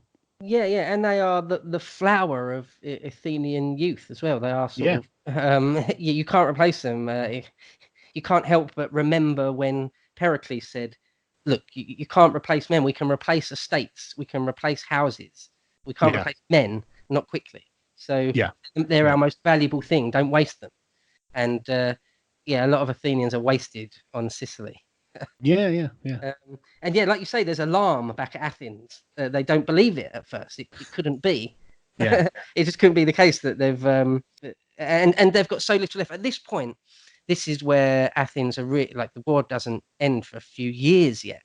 But all the historians agree, including Thucydides actually, that if their enemies had massed as one at this point and pushed into Attica, Athens had no real navy or army left How to could do they anything stop them? about it. Yeah, yeah, they were at a very, very, very low ebb. I mean, they were very, very close to completely folding, really, and they're scared. I mean, Thucydides says everyone's scared that their beloved cities maybe days from being razed and them all getting murdered. Yeah. But as we said earlier, Athens has a go. They're not scared to have a go. So even in the face of this, they just decide to try and make new ships, form a new navy if they can, and try and cobble together the few sort of remaining allies they've got, try and make a new army. And I mean, you got to give it to them that they don't just roll over. Oh no, they're persistent as anything. Yeah, but their enemies, everyone knows. It's not really lost on anyone that the Sicilian expedition, having failed, is this is the time. If we're going to sort of all unite against the Athenian Empire, now is the time. That's not lost on anyone. They just take too long to do it, and there's no real overarching one grand sort of Eisenhower style commander. So they all sort of take their time, and I mean even the Persians sort of getting involved at this point. We mentioned earlier, didn't we, that the Persians end up sort of bankrolling the Spartan navy. Yeah. And so everyone's really on board, but they're unable to muster enough forces in time. And I mean, we must say at this point that Alcibiades had gone over to after the Spartans had realised he'd been banging the queen and had a baby Yeah. from, and she's really open about it. Like she says, "Yeah, it's Alcibiades' baby." Yeah, I mean, And sure. the thing is, And- it's entirely possible that he didn't seduce her, that she came to him, if I recall correctly. Everyone wants to sleep with Alcibiades. Yeah. Regardless Like- of gender, almost. Yeah. He's just that good looking. But yeah, he goes after he has to leave Sparta because they would kill him for for sleeping with the queen. He goes over to, we can't really go back to Athens still. His prosecutions may still be running. So he goes over to Persia and gets in with the satrap there, Tissaphernes, I think. Tissaphernes. Tissaphernes is a very interesting character as well. He's a satrap of Asia Minor, I think it is. Or one of the western provinces of the Persian Empire. I can't remember which province. But Tissaphernes is a famous hater of the Greeks. He's Grecophobic, in fact. And he ends up locking up Alcibiades, doesn't he? Eventually, yeah, but at first It wasn't at first, though, was it? Yeah. No, so at first he's sort of like everyone else, taken by him, and he's really interested to sort of hear his stories. And apparently, Alcibiades is a bit like a chameleon. Wherever he goes, he takes on the garb and the just the mannerisms of where. Yeah, and obviously that's endearing, isn't it? And and so they love him. Eventually, yeah, they do fall out, and he imprisons him at a slightly later point. Yeah. So yeah, the alarm at Athens. So that they eventually decide that they have to fight back, otherwise they're done for. I'm just referencing the Wikipedia article because, like I said, it's been a long time since I've read this. Okay. But I do recall this as well. That it's interesting how Alcibiades goes to the Persians and then starts undermining the Peloponnesian cause, going against the Spartans themselves. Because at that point, apparently, the satrap was still paying money to the Spartan fleet. And Alcibiades advised him to lower the payments and make them irregular, He also advised Tissaphernes to bribe the generals of the cities to gain valuable intelligence on their activities. And lastly, and most importantly, he told the satrap to be in no hurry to bring the Persian fleet into the conflict, as the longer the war dragged out, the more exhausted the combatants would become. I mean, Alcibiades has got a fantastic grip on the political situation, the strategic situation of what's going on. He seems to have clarity, see things quite clearly. Quite a few times he sort of makes a prediction of what's going to happen, and for whatever reason on that particular occasion isn't heeded. He turns out to be completely right, called it right. Yeah, so I think apart from everything else, apart from being sort of good looking and hench and and just really persuasive, he's also no dummy. You know, you could be all those things and still be a bit of a fool, and he isn't.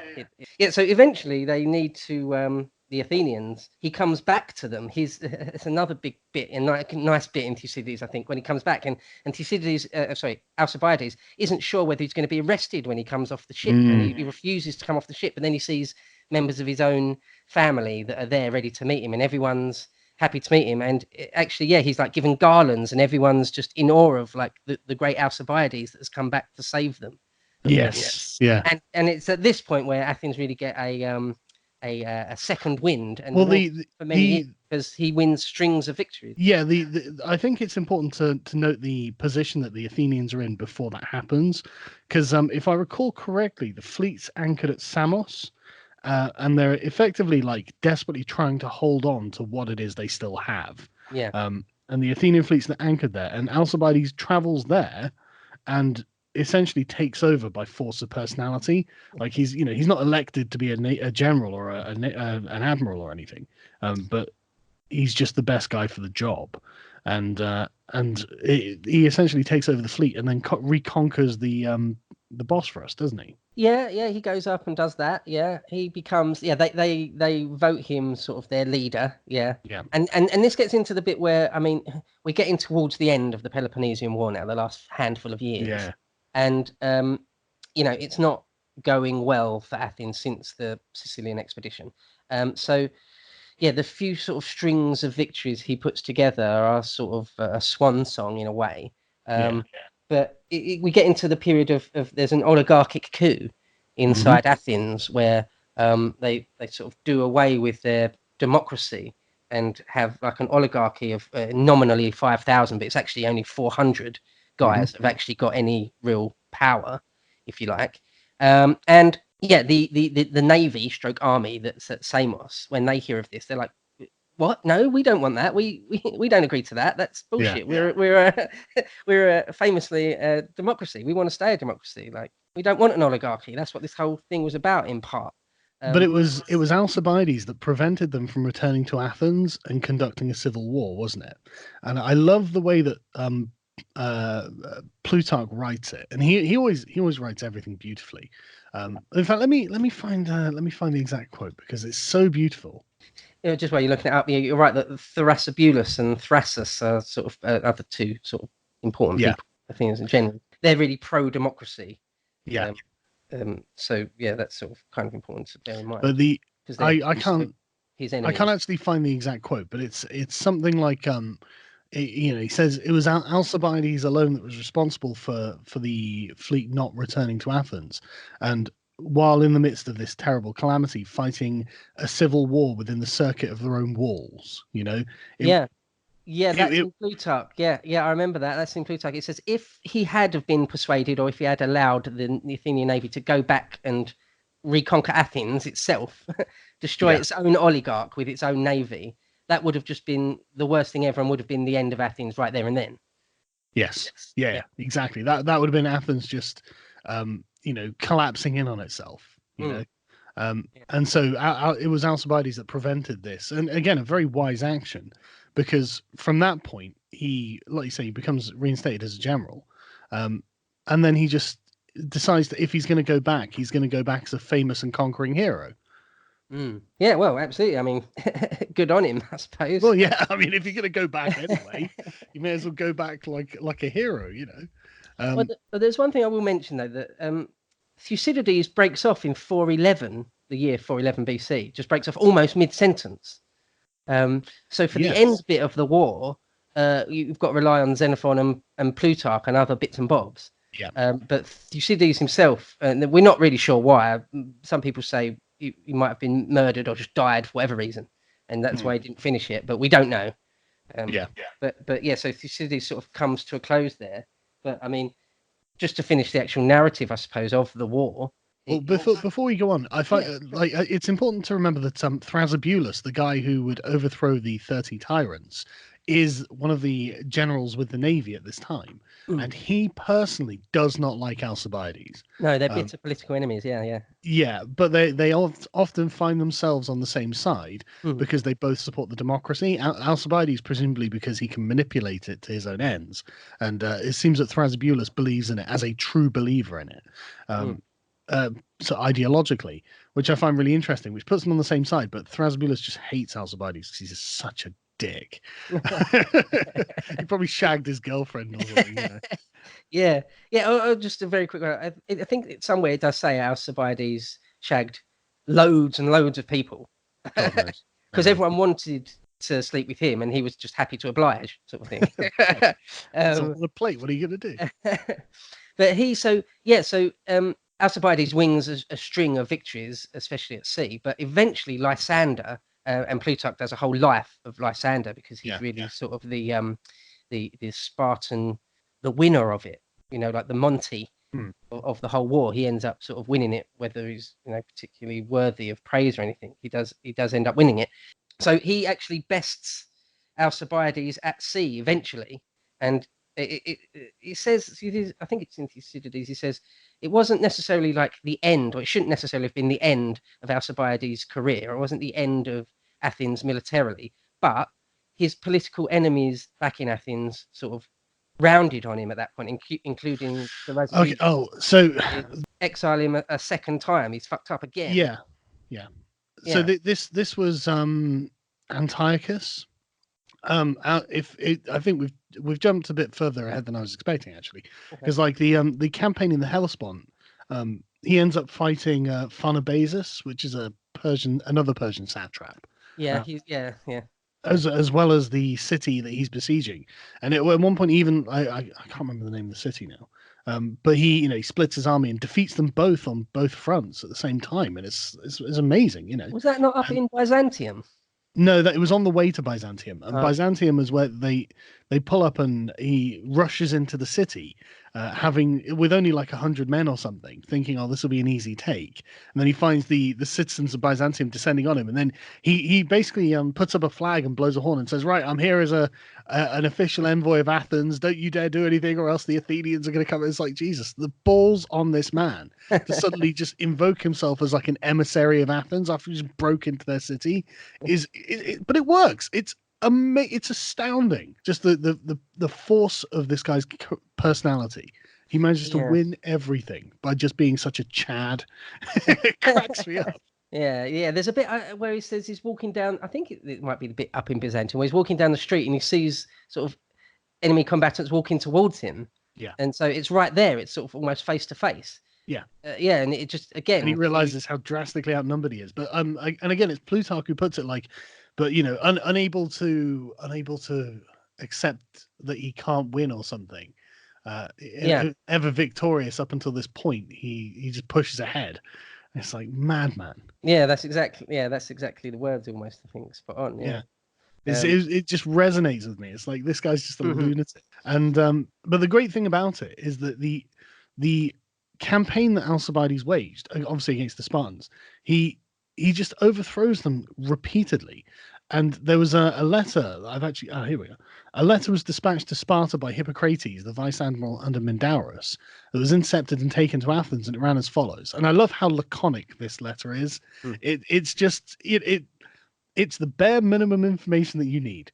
It just reads: "The ships are lost. Mindarus is dead. The men are starving. We do not know what to do." And this is really interesting, right? It isn't that ultimately laconic, but that was Alcibiades. Alcibiades destroys the Spartans in this theater, and then the Spartans petition for peace, and the Athenians reject it. It's like, you arrogant idiots, Yeah, the Athenians acting in this whole sort of second wind of the war, Yeah. it's really weird. It's annoying even to the point where Yeah. it's like you're making the wrong decision every time now. And yeah, it gets really frustrating that they're so fickle as well. Yeah, and Um, arrogant. But you're right. yeah, The wrong decision every time. It's their arrogance. It's their egos. It's like, no, we're Athens. We're great. It's like, okay, maybe, but you're still limited to the same limits as everyone else. yeah, But yeah, idiots. Like the pieces on a plate. They could have honorably ended the war and said, no, we didn't lose. No, we certainly didn't lose. Sparta came to us to sue for peace. We mm, won. You could have easily have spun that, but instead, no, they reject it and carry on.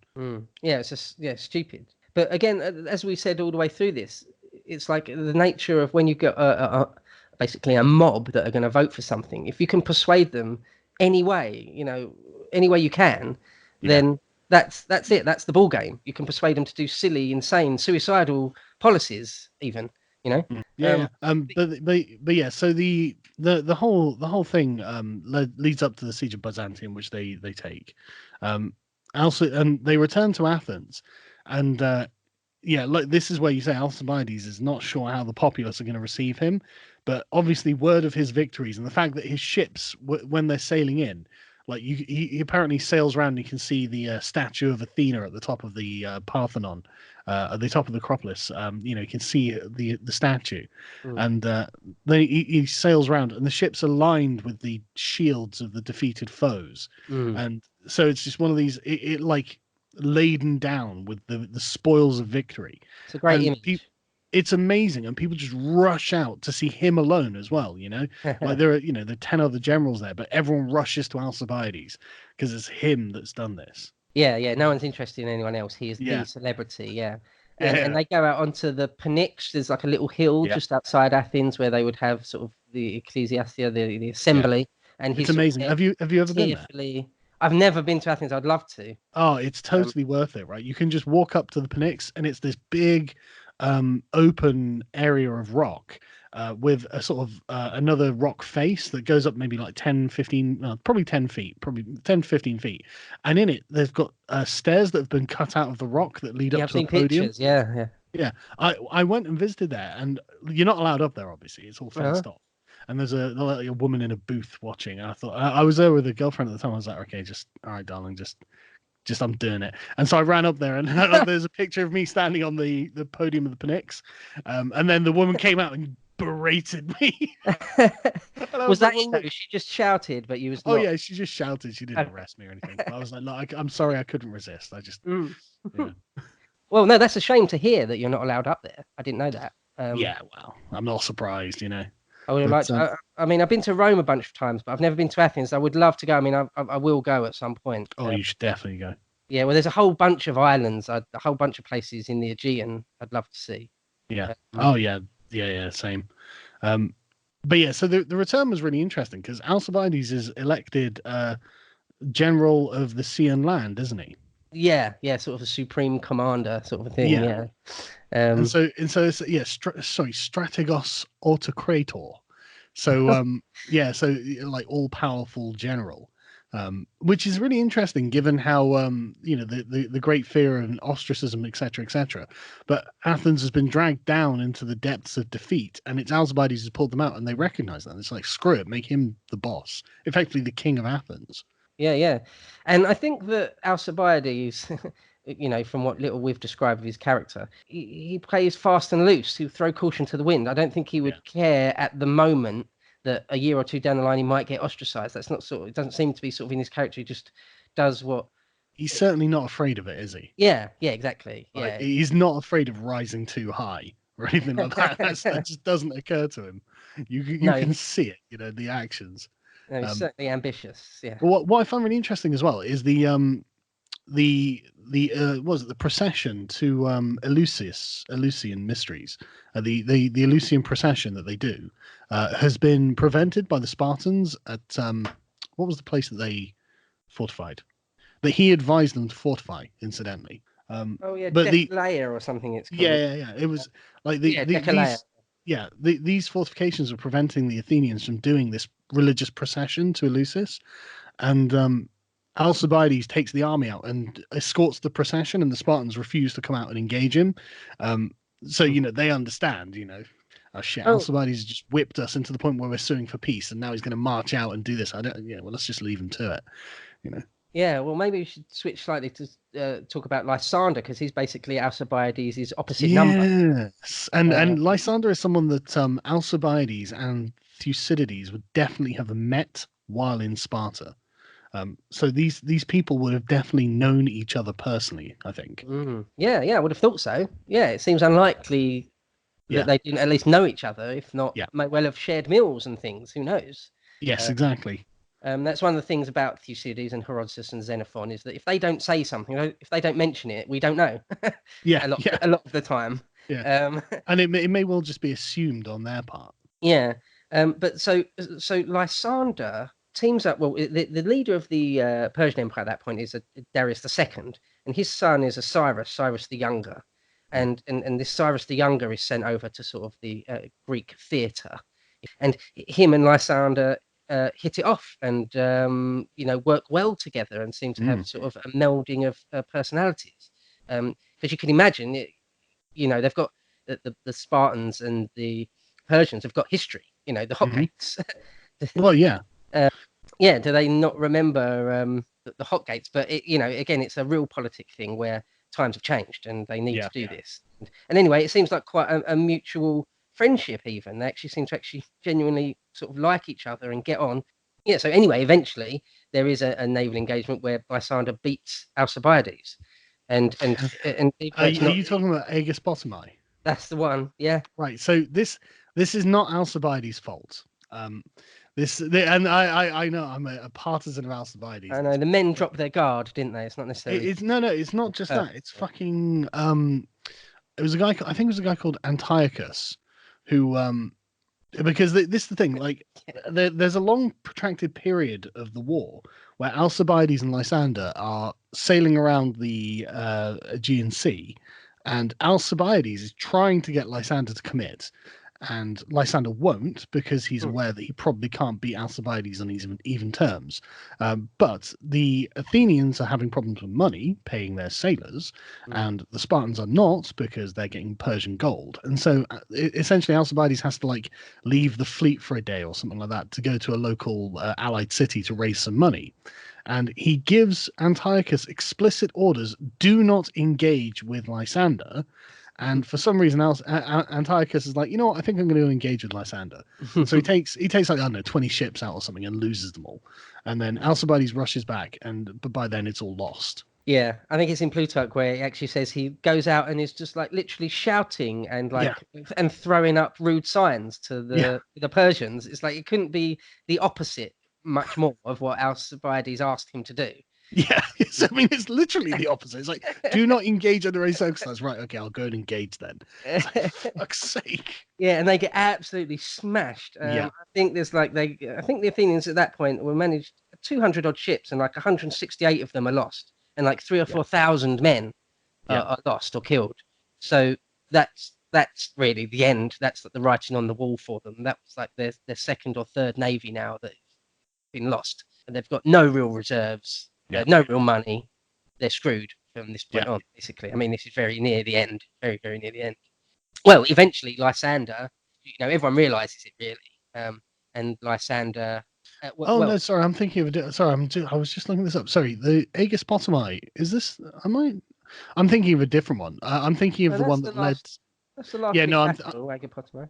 Yeah, I'm pretty sure I'm thinking of a different one where. Sorry, let me just Google this quickly. Okay. It wasn't Aegis Potami, that was after it. So it's Notium. Aegis Potami is the last thing, really. Sorry, Notium is the one I'm thinking of. Okay. And this is the one where Antiochus goes out and gets everything fucked. Antiochus goes out with 80 ships, and Lysander goes out with 90 ships. Doesn't take any casualties, and Antiochus loses 22 of his ships, which must have been frustrating for Alcibiades. But that's what causes him to go into exile. The defeat falls on Alcibiades, and his enemies used it to attack him and remove him from command. Blah blah blah. Thrasybulus. Yes, thanks, Thrasybulus. Thanks for Al- nothing, Thrasybules. Yeah, Alcibiades. Well, Thrasybules did a lot of good stuff, but like, not then. But the Wikipedia article says, some modern scholars believe that Alcibiades was unfairly blamed for Antiochus's mistake. So yeah, that's probably true. But I mean, on the other side of it, there's probably a lot that Alcibiades wasn't blamed for that he deserved. So it's kind of weighs up, I imagine. But yeah, then Alcibiades goes out to what was it, the Thracian Chersonese, the bit of land on the European side of the Hellespont, where he's got estates because he's a rich twat. He basically holes up in a castle there, doesn't he? Yeah, he owns estates in a castle, so he's going to be fine. He's not going to starve or anything. But yeah, but the thing is, by this point, Alcibiades is quite an old man. People forget he's like 50 or something by this point. Yeah. And in Athens, they've got a lot of young, eager to prove themselves, young men who want to, take over the war. And it's prior to Aegospotami that the Athenians were anchored in a very tactically disadvantageous position. And he advised them to move somewhere else where they could benefit from like a harbor and actually have a city there. And the young men just go, "Oh, fuck off, old man, we're running the show now. What do you know?" And it's like, that must have been really frustrating. Yeah, they're like, "Are we in charge or you? Sorry.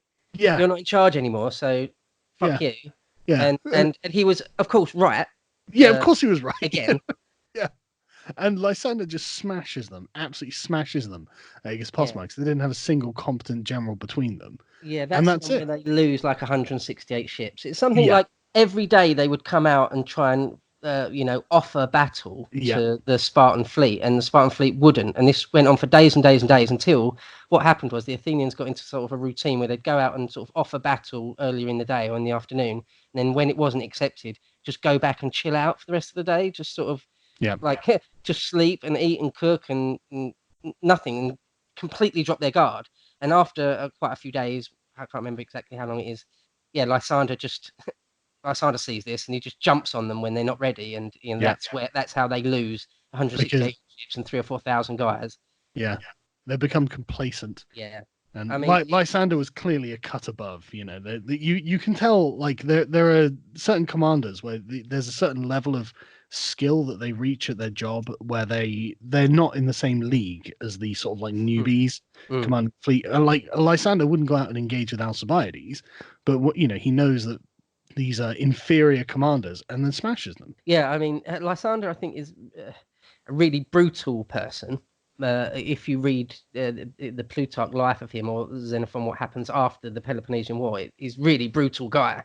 But again, is no mug when it comes to war and strategy and things. You can't fool him. He knows what he's doing. He does know what he's doing, certainly. Yeah. Oh, absolutely. He's an expert, Yeah. Yeah, I mean, he cuts off their grain up in the Dardanelles, and then the Battle of Aegospotami, and in the end, they realise that they can just sort of actually invade Attica again, and finally take Athens. And because Athens has no fleet. Yeah, they've got nothing left. They've got nothing left in the barrel at all. So they offer them a surrender, and Athens are basically in a position where they can't refuse. As bad as it's going to be, it might even be complete death and annihilation for them all. They don't know. They have to rely on like the clemency of Spartans, and when they do finally surrender after 27, 28 odd years, like the Corinthians and the Thebans, say, let's do what they did to so many of us. Wipe them out, every single man, and enslave all their women and children, pull down their walls, disband their navy, and even maybe just turn the whole area into just pasture or something. Which, considering how the Athenians had acted before in the ancient world, isn't that crazy? Oh no, it's totally plausible that it could have happened. Totally plausible. But the Spartans decide, because they're really the senior partner in all of this, they decide, Lysander decides that they're not going to do that. That is, like, Athens are sort of better than that. They're more worthy than to have that happen to them. Well, that's what Plutarch says. No, that's definitely the impression you get from reading it. Yeah, yeah. Well, in the life of Lysander, it says that that's what he says, and also he wants to. Lysander really has got sort of designs on making himself something really important in the entire Mediterranean world. And why would you destroy what is now yours? It's one of those Yeah. things. Like when you take a city in Sid Meier's Civ, do you raise it or not? I mean, it's mine now. Why would I destroy something that's valuable to me now? Yeah. One of those things. But you might want to raise it anyway. Yeah, but tear down the walls. Put your tyrants in charge who are friendly to you. Yeah, yeah. So wherever he goes, he puts in a small body of men that are completely loyal to him personally, really, a bit more than Sparta, loyal to him, which causes problems in the next sort of generation or so with the rise of Thebes. I find the fact that this period of history is the sort of militarization of Greece really interesting. I assume you're familiar with Xenophon's account of the Anabasis. Yeah. Yeah, fascinating. Because I mean, like you're saying, how was it Lysander and Cyrus the Younger have a close relationship? Well, Cyrus the Younger is the guy who hires the 10,000 mercenaries to go fight a civil war in Persia. Very much a Grecophile. And then it's Tissaphernes, the Greek hater, who drives them out of Persia. And so it's all the same characters in a wide story that encompasses the entire area. I just find that fascinating, and that story itself is really great as well. Yeah, Xenophon's The Persian Expedition is an incredible story. How they go deep into Asia Minor or into the Persian territory and come back. Babylon. And some of them eventually come back, and again it's like something slightly less, well, quite a lot less than what Alexander achieved, but it's still on just a much bigger scale than anything that kind of, well, incredible scale really that happens in the Peloponnesian War. But well, it was the reason that Philip and Alexander were aware that they could get away with taking huge amounts of territory in Persia if they just defeated the army. Because the Greeks were effectively uncontested, apart from Tissaphernes' harassing force.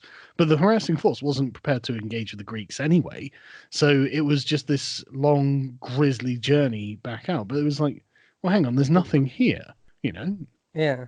But man, this has been really good fun. This has been really good fun. Thanks. Yeah, no, for me too. Yeah, absolutely. Thanks for doing it. And so you don't mind if I put this on my channel then? No. Send me a link and I'll put it on my social media. Very kind of you. Oh, it's fine. It's no problem at all. Great. Okay. Cheers. Yeah.